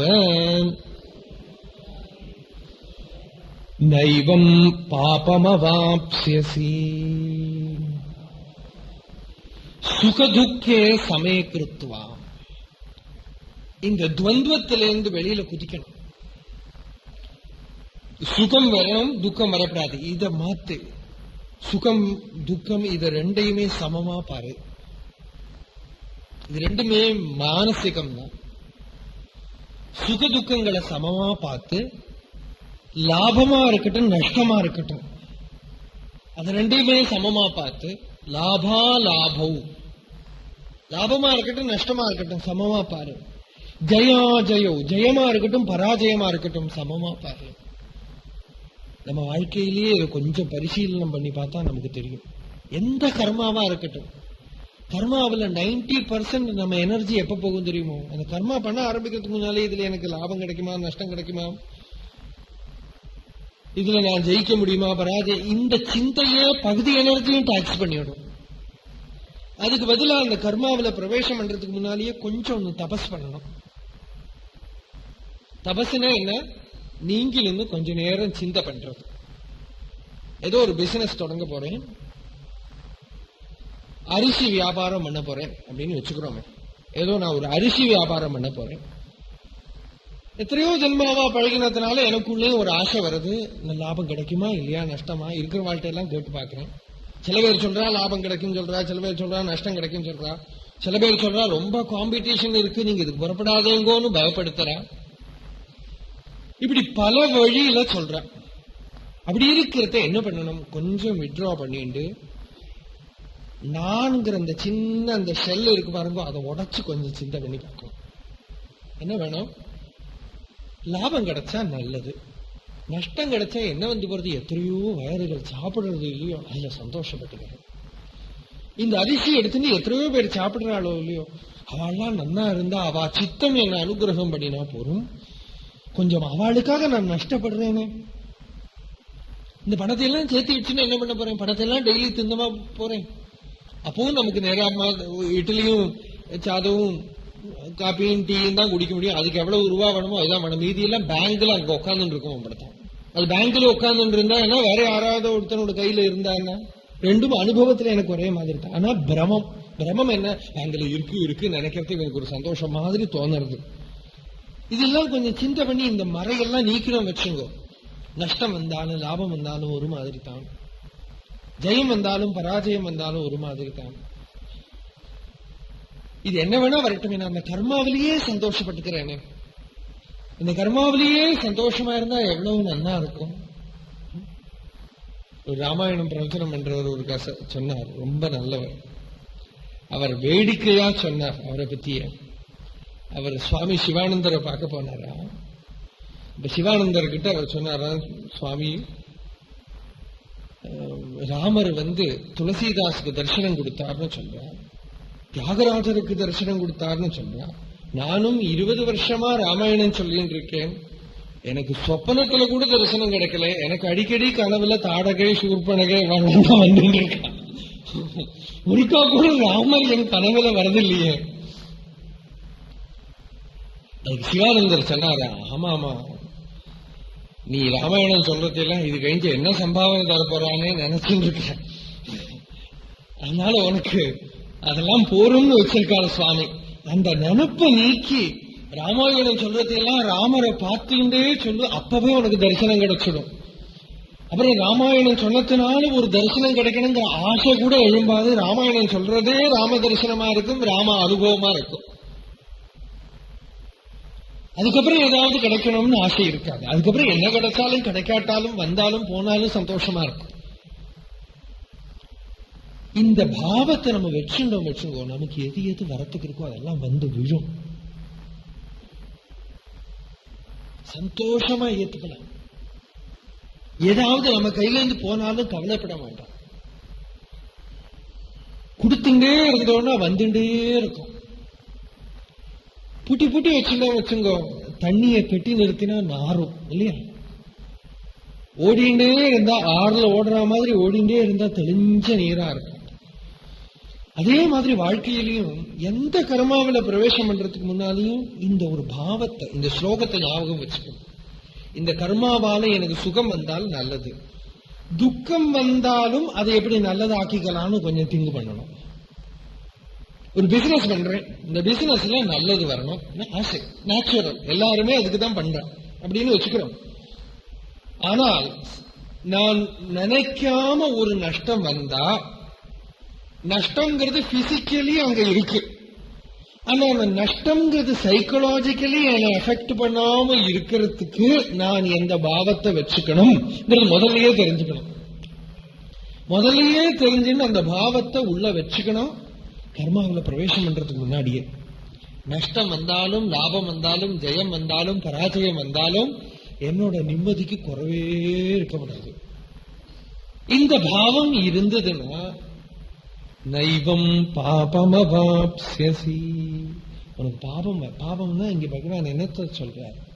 பாவம்னா சஃபரிங், பாவம்னா கவலை, பாவம்னா எனக்கு இப்படி வந்துடுத்தே கவலைப்படுறோம் பாருங்க, அதுதான் பாவம். ஆச்சரியம் என்ன தெரியுமா? பங்களா மாதிரி அரமனை மாதிரி வீடு இருக்கும், சைத்திர ரதம் மாதிரி கார் இருக்கும், கோடிக்கணக்கில் பேங்க்ல சொத்து இருக்கும். இருக்கிறத நினைச்சு சந்தோஷப்பட்டுக்காம இல்லாத ஏதையோ ஒரு சின்ன ஒரு சாதனத்தை நினைச்சுன்னு அந்த அரமனைக்குள்ள உட்கார்ந்து ராவும் பகலும் அழுதுன்னு இருப்போம். இதுதான் பாவம். இந்த அழறாம் பாருங்க, இதுதான் பாவம். இருக்கிறத நினைச்சு சந்தோஷப்பட்டுக்கலாமே. சிலப்பெல்லாம் இந்த தெருவு கூடி நடக்கிறத, சாப்பாடு கிடைக்காம நடக்கிறவாளை பாக்குறத, படுத்துக்கிறதுக்கு இடம் இல்லாம தெருவில் படுத்துட்டு இருக்கிறவாளை பாக்குறத வீட்டுல ஒரு பிடி அன்னத்தை வாயில போட்டுக்கிறது ஆனந்தமா இருக்கு. பகவானே இது கொடுத்திருக்கிய, இது கிடைக்காம அவன் அலைஞ்சுட்டு இருக்கான் தெருவில், இது கொடுத்திருக்கிய, நீ யார்கிட்டயும் போய் கேட்காம அதுக்குன்னு நான் பாடுபடாம இது கிடைக்கிறத கொடுத்திருக்கே, சந்தோஷமா இருக்கு, ருச்சியா இருக்கு. பசியோட சாப்பிட முடியறத வேற ஒருத்தருக்கு பசியோட சாப்பிட முடியாம துடிச்சுன்னு இருக்கான். பசி இருக்கு சாப்பிட முடியறதுல ஒரு வியாதி, ஒருத்தனுக்கு பசி இல்லை அப்படி ஒரு வியாதி. இப்படி எல்லாம் இருக்கிறத பசிக்கிறது, சாப்பிடுறது ருச்சியா இருக்கு, வயத்துக்கு போறது சந்தோஷமா இருக்கு, இப்படி நினைச்சு சந்தோஷப்பட்டுக்கணும். உடுத்திக்கிறதுக்கு வஸ்திரம் இருக்கிறது, பகவானே நல்ல வஸ்திரமா நீ கொடுத்திருக்கிய, இது கூட இல்லாம ஒரு துணி கிடைக்காதான்னு அலைஞ்சன் இருக்கானே, அவனை பார்த்து நம்மளுக்கு கிடைச்சிருக்கிறத நினைச்சு சந்தோஷப்பட்டுக்கணும். அப்ப என்ன ஆகும், இந்த உள்ள இந்த ஆசைங்கிற அசுரனை வேரோட அழிக்கிறதுக்கு இதுதான் மருந்து. நமக்கு கொடுத்திருக்கிறத நினைச்சு ஆனந்தப்பட்டுக்கிறதே ஒரு பக்தி. கிடைக்கலையே, அது கிடைக்கலையே, இது கிடைக்கலையே ஆசைப்படுறதுக்கு பதிலா கிடைச்சிருக்கிறத நினைச்சு சந்தோஷப்பட்டுக்கிறதே பெரிய பக்தி, பெரிய ஆனந்தம். அப்ப எந்த கர்மாவில பிரவேசம் பண்றதையும் இந்த பாவம் யாருக்கு இருக்கோ அவன் பிழைச்சுட்டான். அவனுக்கு பாபம், இந்த சஃபரிங் இருக்காது. அவனுக்கு என்ன இருக்கோ அதுக்கு நடுவில் நிம்மதியா இருப்பான். நமக்கு ஈஸ்வரனா உண்டாக்கி இருக்கிறது என்ன, வயத்துக்கு அன்னம் வேணும், உடுத்திக்கு வஸ்திரம் வேணும், இருக்கிறதுக்கு ஒரு ஏதோ இடம் வேணும், சந்தோஷமா இருக்கலாமே. ஏன் இருக்கிறது இல்லை மனுஷன், ஏன் இருக்க முடியறது இல்லை? நான் எங்கிட்டயே கேட்டுக்கிறேன், உங்ககிட்டயும் கேட்டுக்கிறேன், ஏன் இருக்க முடியறது இல்லை? எல்லாம் கேட்கிறோம், பிரவச்சனம் கேட்கிறோம், கோவிலுக்கு போறோம், சுவாமியார் எல்லாம் போய் பார்க்கிறோம், நமஸ்காரம் பண்றோம், பூஜை பண்றோம், ஏன் நம்மளால நிம்மதியா மாத்திரம் இருக்க முடியறது இல்லை? கேட்டா யார்கிட்ட கேட்டாலும் எப்படி இருக்கீங்க, இப்படியே போகும். அது எல்லாத்துடைய லட்சியம் கீதை படிக்கிறதும், பாகவதம் படிக்கிறதும், சப்தாகத்துக்கு போறதும், கோவிலுக்கு போறதும், சாப்பிடுறதும், கல்யாணம் பண்ணிக்கிறதும், குடும்பத்துல இருக்கிறதும், எல்லாத்துடைய லட்சியம் என்ன? எப்படியோ சந்தோஷமா இருக்கணும். சந்தோஷமா இருக்கத்தானே வேணும். இருக்கிறது ஏதோ அது சந்தோஷம்தான். ஆனா அந்த இருக்கிறத மறைச்சுட்டு இவன் அழுதான்னா ஈஸ்வரன் நினைச்சாலும் இவனுக்கு சந்தோஷத்தை கொடுக்க முடியாது. இவனா இவன் தலையில மண்ணவாரி போட்டுண்டான்னா ஈஸ்வரன் நினைச்சாலே இவனுக்கு சந்தோஷத்தை கொடுக்க முடியாது. அதனால பகவான் என்ன சொல்றாரு, முதல்லயே நீ நிச்சயம் பண்ணு, உனக்குள்ள நிச்சயம் பண்ணு. வெளியில இருக்கிற கர்மா எல்லாம் பிராரப்தம், அது கோடிக்கணக்கில் சம்பாதிக்கிறோம், கோடிக்கணக்கில் பேங்க்ல போடணும், ஏதோ வழிக்கு கொடுக்கிறோம், நஷ்டம் ஆயிருது, லாபம் ஆயிருது, ஜெயம் ஆறுது, பராது, அது பாட்டுக்கு இருக்கட்டும். அது என்னதான் வந்தாலும் நான் உள்ள அசங்க மாட்டேன் அப்படின்னு முதல்லயே நிச்சயம் பண்ணிக்கணும். உள்ள நான் சந்தோஷமாத்தான் இருப்பேன் அப்படின்னு முதல்லயே நிச்சயம் பண்ணிக்கணும். உள்ள ஈஸ்வரனை பிடிச்சு வச்சிருந்து வெளியில விளையாடிக்கோ பரவாயில்ல. இதுக்குதான் ஒரு டேப்லெட் மாதிரி இங்க பகவான் கொடுக்கிறார். சுகம் வரட்டும், துக்கம் வரட்டும், லாபம் வரட்டும், நஷ்டம் வரட்டும், ஜெயம் வரட்டும், பராஜயம் வரட்டும். சுகதுக்கங்கள் வாழ்க்கை அனுபவத்துல வரும், லாப நஷ்டங்கள் நம்ம வியாபாராதி கர்மங்கள்ல வரும், ஜெயபராஜயங்கள் நம்ம வாழ்க்கையில இருக்கிற போராட்டங்கள்ல வரும். இதுல எல்லாத்திலையுமே சந்தோஷத்தை யாரு இழக்காம இருக்கானோ, அதை யாரு தன்கிட்ட இருந்து நஷ்டப்படுத்தாம இருக்கானோ, அப்படி இருக்கிறவன் எப்பவுமே புண்ணியசாலி, ஆனந்தமா இருக்கான். அவனை பாபம் ஸ்பர்சிக்காது பகவான் சொல்ல மேல ஒரு டாபிக் க்ளோஸ் பண்றார் பகவான். இவ்வளவு நேரம் சாங்கியத்தை பத்தி சொன்னார், தியரியை சொன்னார், முக்கியமா ஞான யோகத்தை பத்தி சொன்னார். இனி அதை எப்படி வாழ்க்கையில அப்ளை பண்ணணும்ங்கிறத பத்தி ஆழமா சித்த பண்ண போறது. இந்த 2ஆம் அத்தியாயத்துல கீதையை பூரா கம்ப்ரஸ் பண்ணியிருக்கா. அதுதான் அப்படியே விரிச்சு 18 அத்தியாயங்களா விரிக்க போறது. அது எப்படி கொண்டு வரணும் வாழ்க்கையிலங்கிறத ஒரு சாப்டர்லயும் சொல்லிட்டு வர போறார். ஒரு டைமென்ஷன்ல இருந்து, கர்மம்ங்கிற ஒரு டைமென்ஷன்ல இருந்து பார்க்கணும், ஞானம்ங்கிற டைமென்ஷன்ல இருந்து பார்க்கணும், பக்திங்கிற டைமென்ஷன்ல இருந்து பார்க்கணும், ஈஸ்வரன் விபூதிங்கிற டைமென்ஷன்ல இருந்து பார்க்கணும், பிரகிருதிங்கிற டைமென்ஷன்ல இருந்து பார்க்கணும், இப்படி எல்லா டைமென்ஷன்லயும் இதை பார்த்துட்டு வர்றார். மீதி இருக்கிற 16 அத்தியாயங்கள்ல இந்த அத்தியாயத்துல இப்ப ஒரு டாபிக்க க்ளோஸ் பண்றார். 39வது பத்தியத்துல பார்ப்போம். ஏஷா தே அபிஹிதா சாங்கியே புத்திர் யோகே த்விமாம் ஸ்ருணு புத்யா யுக்தோ யயா பார்த்த கர்மபந்தம் பிரஹாஸ்யசி. ஏஷா அப்படின்னு ஸ்திரீலிங்கம். ஏன் ஸ்திரீலிங்கம் தெரியுமோ? பிரம்ம வித்யாங்கிறது ஸ்திரீலிங்கமானதுனால. யாரோ கேட்டா, ஸ்திரீகள்லாம் பகவத்கீதை படிக்கப்படுமா? படிக்க கூடாதுங்கிறாளேங்க. பகவத்கீதையே பெண்ணுதான். ஒரு பெண்ணுக்கு வித்தியை பிரம்ம வித்தியை இருந்தால் அந்த குலம் நல்லா அபிவிருத்தி ஆகும்.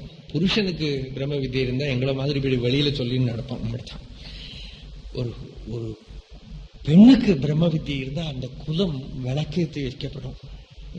பெண்களை ஆசிரியச்சுதான் குடும்பம் இருக்கு, பெண்களை ஆசிரியச்சுதான் சமூகம் இருக்கு, பெண்களை ஆசிரியச்சுதான் உலகமே இருக்கு. அவாதான் ஒரு குழந்தைய வளர்த்தின்னு வரா, அவாதான் ஒரு குடும்பத்தை வளர்த்தின்னு வரா, அவா கையில தான் குடும்பம் இருக்கு, அவா கிட்டதான் தர்மம் இருக்கு. அவா வழி மாறி போயிட்டாங்க, குலம் நசிச்சுடும், குடும்பம் நசிச்சுடும், எல்லாம் வழி மாறி போயிடும். அதனால பெண்களுக்கு பிரம்ம வித்தியை இருந்தா எல்லாத்தையும் விட வசந்தது. ஐயோ பெண்கள் படிக்கப்படாது, பெண்கள் பகவத்கீதையை தொடப்படாதுன்னு எல்லாம் சொன்னா அது மாயேனோ வேலை பண்றதுன்னு அர்த்தம். நீ முக்திக்கு போகாதேன்னு சொல்ற மாதிரி. அதனால பகவான் நமக்கு அதுக்குதான் 2 காது கொடுத்திருக்கார். சிலதெல்லாம் கேட்கறது ஒரு காதை மூடிக்கணும், சிலதெல்லாம் கேட்கறது 2 காதையும் திறந்து வச்சுக்கணும். இப்படி கேட்டு இப்படி விட்டுடணும். ஏஷாதே அபிஹிதா சாங்கியே புத்தி. இந்த பிரம்ம வித்தியங்கிறது சாங்கிய புத்தி, சாங்கிய புத்தி அப்படின்னு சொல்றார் பகவான். ஞானம். இத்தனை நேரம் நான் அந்த சாங்கிய புத்தியை பத்தி சொன்னேன். இப்ப என்ன சொல்ல போறேன்? யோகேது இமாம் ஸ்ருணு. இனி கர்ம யோகத்தை பத்தி சொல்ல போறேன். அந்த யோகத்தை பத்தி சொல்ல போறேன். அந்த புத்திய ஞானத்தை தெரிஞ்சுட்ட அப்புறம் கர்மம். யுத்தம் பண்ண மாட்டேன்னு சொன்ன அர்ஜுனன் கிட்ட முதல்லயே பகவான், ஹே அர்ஜுனா நீ கர்மாவை பண்ணு, பலத்தை எதிர்பார்க்காதுன்னு உபதேசம் பண்ணத்தானே வேணும் அப்படின்னு கேட்டா அது முடியாது. பகவான் அது முடியாது. ஏன்னா கர்மயோகம்ங்கிறது ஞானம் இல்லாதவனுக்கு பிராக்டிக்கலே அல்ல. ஞானம் இல்லாம ஒருத்தனுக்கு கர்மயோகியாவே இருக்க முடியாது. சும்மா வாயால சொல்லலாமே தவிர ஆத்ம வித்தியை பத்தி தெரிஞ்சுக்காம கர்மயோகத்தை அனுஷ்டானம் பண்ண முடியாது. ஆத்ம வித்தியை தெரிஞ்சின்றவனுக்கு தான் கர்மயோகியா இருக்க முடியும். அதனாலதான் முதல்லயே ஆத்ம வித்தியை உபதேசம் பண்ணினார். அதுக்கப்புறம் இப்ப கர்மத்தை உபதேசம் பண்ண போறார். வித்தியை சேர்த்துண்டு கர்மத்தை, அந்த வித்தியோடு கூடின கர்மா, வித்தியோடு கூடின கர்மாவை உபதேசம் பண்ண போறார். அப்ப என்ன ஆகும்? கர்மா பண்றதே கர்ம பந்தத்தை விலக்கிவிடும், கர்ம பந்தத்தை உடைச்சிடும். புத்தியா யுக்தோ யயா பார்த்த கர்ம பந்தம் பிரஹாஸ்யசி. இந்த புத்தியை நீ உன்னுடைய கர்ம மண்டலத்துல சேர்த்துட்டேன்னா இந்த கர்மா உன்னை பந்திக்கிறத அத வேரோட அறுத்துடும், கத்திரிச்சிடும். இந்த புத்தி கர்மத்தாலதான் வியாதி வந்திருக்கு. நமக்கெல்லாம் இந்த சம்சார பந்தம்னு ஏன் வந்தது? கர்மாவாலேயே வந்திருக்கு. அது எப்படி விளக்கணும்? ஒரு ஆயுர்வேத வைத்தியர்கிட்ட ஒருத்தர் போனானா, சுவாமி ரொம்ப வயத்த வலிக்கிறது, டைஜஷன் ப்ராப்ளம். அந்த ஆயுர்வேத வைத்தியன் பார்த்துட்டு, நீ நிறைய நெய் சாப்பிட்டுருக்க, அதனாலதான் உனக்கு இந்த வியாதி வந்திருக்கு அப்படின்னு டயக்னோசிஸ். அதுக்கப்புறம் உனக்கு நான் ஒரு மருந்து தரேன் சொல்லி அவர் உள்ள போய் ஒரு பாட்டில் நெய் எடுத்துன்னு வர்றார். இந்த நெய்யே டெய்லி 3 நேரம் சாப்பிடுங்கிறார். இப்ப இவன் கேட்கிறான், நெய் சாப்பிட்டுதான் வயத்து கடுப்பு வந்திருக்குங்கிற, நீங்க ஒரு பாட்டில் நெய் எடுத்துன்னு வர்றீங்கள? ஆமாப்பா, நெய்யால வந்த வியாதிக்கு நெய்யே மருந்து. ஆனா அந்த நெய்யில சில மருந்தெல்லாம் சேர்த்தி இருக்கேன். நீ சாப்பிடுற நெய் அல்ல இது, நெய்யில சில மருந்தையெல்லாம் சேர்த்தி கொடுக்கிறேன். அப்ப நெய்யால வந்த தூஷ்யத்தை இந்த நெய் அழிச்சிடும். அது மாதிரி கர்மத்தால வந்த வியாதிக்கு ஞானத்தை சேர்த்துட்ட கர்மா மருந்து. ஞானத்தோடு கூடி அந்த கர்மா பண்றத நான் பண்றேங்கிற நினைப்பு இல்லை. அப்படி பண்றவன் பண்ற கர்மா கர்மாவே அல்ல, அகர்மா. அதனால அந்த கர்ம பந்தம் கொஞ்சம் கொஞ்சமா விலகிவிடும். இதுதான் கர்மபந்தம் பிரஹாஸ்யசி அப்படிங்கிறான். பிரஹாஸ்யசின்னா கர்மபந்தத்தை உடைச்சு எரிஞ்சிடும், உடைச்சிடும், முக்தி மார்க்கத்தை திறந்து கொடுத்துடும். அப்படி இருக்கிற கர்மத்தை பத்தி நான் இப்ப சொல்றேன். புத்தியை பத்தி சொன்னேன், யோகத்தை பத்தி சொல்றேன் அப்படின்னு சொல்லி இதை ரெண்டையுமா சேர்த்துண்டு சொல்றார். அப்படி இருக்க சாதாரணமா வைதிக கர்மாக்கள்லாம் அழகா பண்ணணும், ரொம்ப பர்ஃபெக்டா பண்ணணும். ராமாயணத்துல ரிஷிசிங்கர் யாகம் பண்றதுக்கு முன்னால தசரதரை சொல்றார், நீங்கெல்லாம் ரொம்ப படிச்சவா, உங்கள்ட்ட எல்லாம் நான் சொல்லப்படாது, அப்படி இருந்தாலும் நான் பிரார்த்தனை பண்ணி கேட்டுக்கிறேன், நீங்கெல்லாம் ஸ்ரத்தையோடு கூட யாகத்தை பண்ணணும். நீங்க ஏதாவது விதிஹீனமா பண்ணி விட்டேன்னா விதிஹீனஸ்ய யஜ்ஞஸ்ய சத்ய கர்த்தா வினஷ்யதி. இந்த விதிஹீனமா பண்ணின யஜ்ஞத்தோட பலனை அனுபவிக்க வேண்டியது எஜமானன். அதனால நீங்க நன்னா பண்ணணும் அப்படின்னு அவள்கிட்ட போய் கேட்டுக்கிறாரு தசரதன். அப்ப இந்த கர்மாவில் அப்படி ஒரு தூஷம் இருக்கு. சாதாரணமான வைதிக கர்மாவோ லௌகிக கர்மாவோ எந்த கர்மாவானாலும் இம்பர்ஃபெக்டா பண்ணினா அதோட தூஷம் அனுபவிக்கணும். ஒண்ணு. ரெண்டு, பூர்ணமா பண்ணல வச்சுக்கோ. இப்ப ஸ்கூல்ல படிக்கிறான், பாதி வேற படிச்சான்னா பாதி படிச்சதுக்கு சர்டிபிகேட் கொடுப்பாளோ? கொடுக்க மாட்டான். பூர்ணமா கம்ப்ளீட் பண்ணினாத்தான் அதுக்கு சர்டிபிகேட். எந்த கர்மாவா இருந்தாலும் அது பாதியில நிறுத்தினா அந்த பாதி வேற பண்ணினதும் போச்சு, பாதி வேற பண்ணினதோட பலனும் போச்சு. இனி சில கர்மா எல்லாம் அதுக்கு ரியாக்ஷன் கர்மாவை விட பயங்கரமா இருக்கும். பிரத்யவாயம்னு சொல்லுவா. அது பண்ணாம இருந்தா சில தூஷ்யங்கள்லாம் வரும். இப்படி ரொம்ப படாத பாடுபடுத்தும் இந்த கர்மாங்கிறது. அது பண்ணினாலும் கஷ்டம், பண்ணாம இருந்தாலும் கஷ்டம், இப்படி எல்லாம் உண்டு. ஆனால் இப்ப பகவான் சொல்ல போகிற கர்ம யோகம் இருக்கு.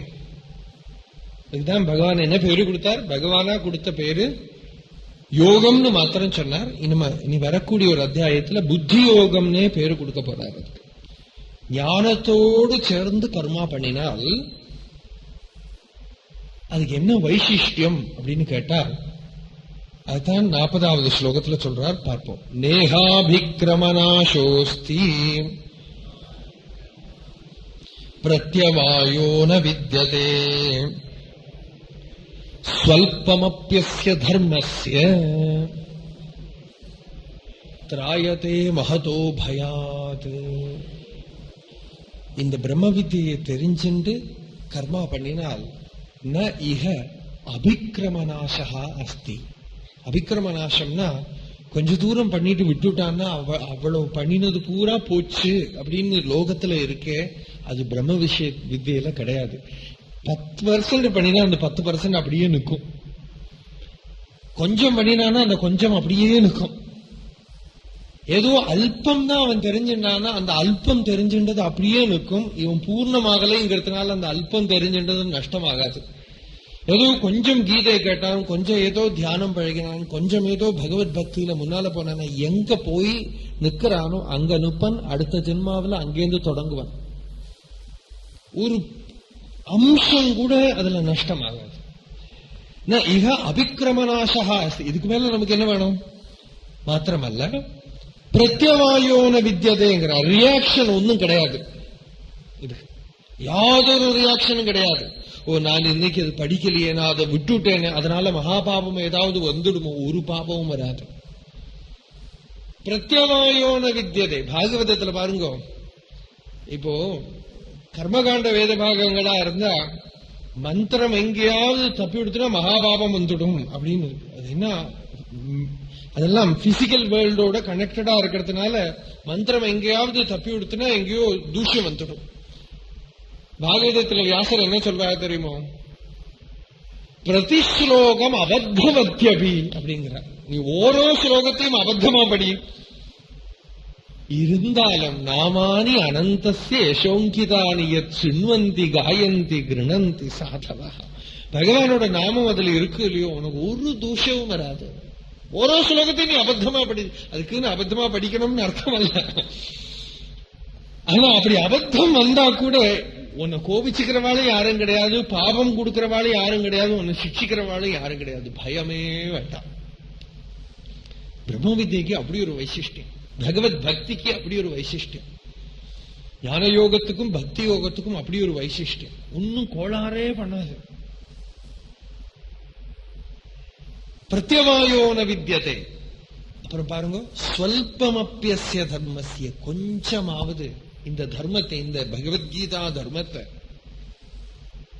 ஏதோ ஒரு அம்சம், ஏதாவது ஒரு அல்பம் தெரிஞ்சுண்டா கூட இவனை பயங்கரமான மரண பயத்திலிருந்து அது காப்பாற்றும். வாழ்க்கையில் இருக்கிற எப்பவுமே பயப்படுத்தின்னு இருக்கிற மாயையிலிருந்து அது காப்பாற்றும். மனசுடைய வியாதியை அது குணம் பண்ணும். திராயத்தே மகத்தோ பயாத். இதான் இந்த தர்மத்துடைய வைசிஷ்டியம். இது நமக்கு பெரிய அனுகிரகம். அதை சொல்லி அடுத்த ஸ்லோகத்துல விவசாயாத்மிகா புத்தி அப்படின்னு ஏகாகிர நிஷ்டமான புத்தியை பத்தி பேச போறார். நாளைக்கு பார்ப்போம். நம்ம இனி 2 நாள் இருக்கிறதுல ஸ்தித பிரஜ்ஞ லட்சண பரியந்தம் போகும். அதுதான் ஒரு டாபிக். அது வேற டாபிக். ஸ்தித பிரஜ்ஞ லட்சணங்கிறது விசாலமான ஒரு டாபிக். இது நம்ம போறது அது வேறதான் போக போறோம். சத்யம் ஞானமனந்தம் நித்யமநாகாசம் பரமாகாசம் கோஷ்ட பிராங்கண ரிங்கணலோலமநாயாசம் பரமாயாசம் மாயா கல்பித நானாகாரமநாகாரம் புவனாகாரம் க்ஷ்மாமாநாதமநாதம் பிரணமத கோவிந்தம் பரமானந்தம் கோவிந்தம் பரமானந்தம் பஜ கோவிந்தம் கோவிந்தம் பரமானந்தம் பஜ கோவிந்தம் பரமானந்தம் மிருத்ஸ்நாமத்ஸீஹேதி யசோதா தாடன சைஷவ சந்த்ராசம் व्यादित वक्त्रालोकित लोकालोक चतुर्दश लोकालिम् लोकत्रयपुरमूलस्तम्भम् लोकालोकमनालोकम् लोकेशम् परमेशम् प्रणमत गोविन्दम् परमानन्दम् गोविन्दम् परमानन्दम् भज गोविन्दम् परमानन्दम् गोविन्दम् परमानन्दम् भज गोविन्दम् परमानन्दम् गोविन्दाष्टकमेतदधीते गोविन्दार्पितचेतायो गोविन्दाच्युतमाधव विष्णु गोकुलनायक कृष्णेति गोविन्दाङ्घ्रिसरोजध्यानसुधाजलधौधसमस्ताघो गोविन्दम् परमानन्दामृतमन्तस्थम् सतमभ्येति गोविन्दम् परमानन्दम् भज गोविन्दम् परमानन्दम् गोविन्दम् परमानन्दम् भज गोविन्दम् परमानन्दम् सर्ववेदान्तसिद्धान्तगोचरम् तमगोचरम् गोविन्दम् परमानन्दम् सद्गुरुम् प्रणतोऽस्म्यहम् सर्वेऽपि सुखिनः सन्तु सर्वे सन्तु निरामयाः सर्वे भद्राणि पश्यन्तु मा कश्चित् दुःखभाग् भवेत् सर्वाणि भूतानि विशन्तु सौख्यम् सर्वाणि भूतानि भजन्तु शान्तिम् सर्वाणि भूतान्यपि नारायण सम्पूर्णमानन्दमुपाश्रयन्ताम् दुर्जनः सज्जनो भूयात् सज्जनः शान्तिमाप्नुयात् शान्तो मुच्येत बन्धेभ्यो मुक्तः शान्यान् विमोचयेत् अन्नपूर्णे सदा पूर्णे शङ्करप्राणवल्लभे ज्ञानवैराग्यसिद्ध्यर्थम् भिक्षाम् देहि च पार्वती माता च पार्वती देवी पिता देवो महेश्वरः बान्धवा शिवभक्ताश्च स्वदेशो भुवनत्रयम् हर हर नमः पार्वतीपतये हर हर महादेव।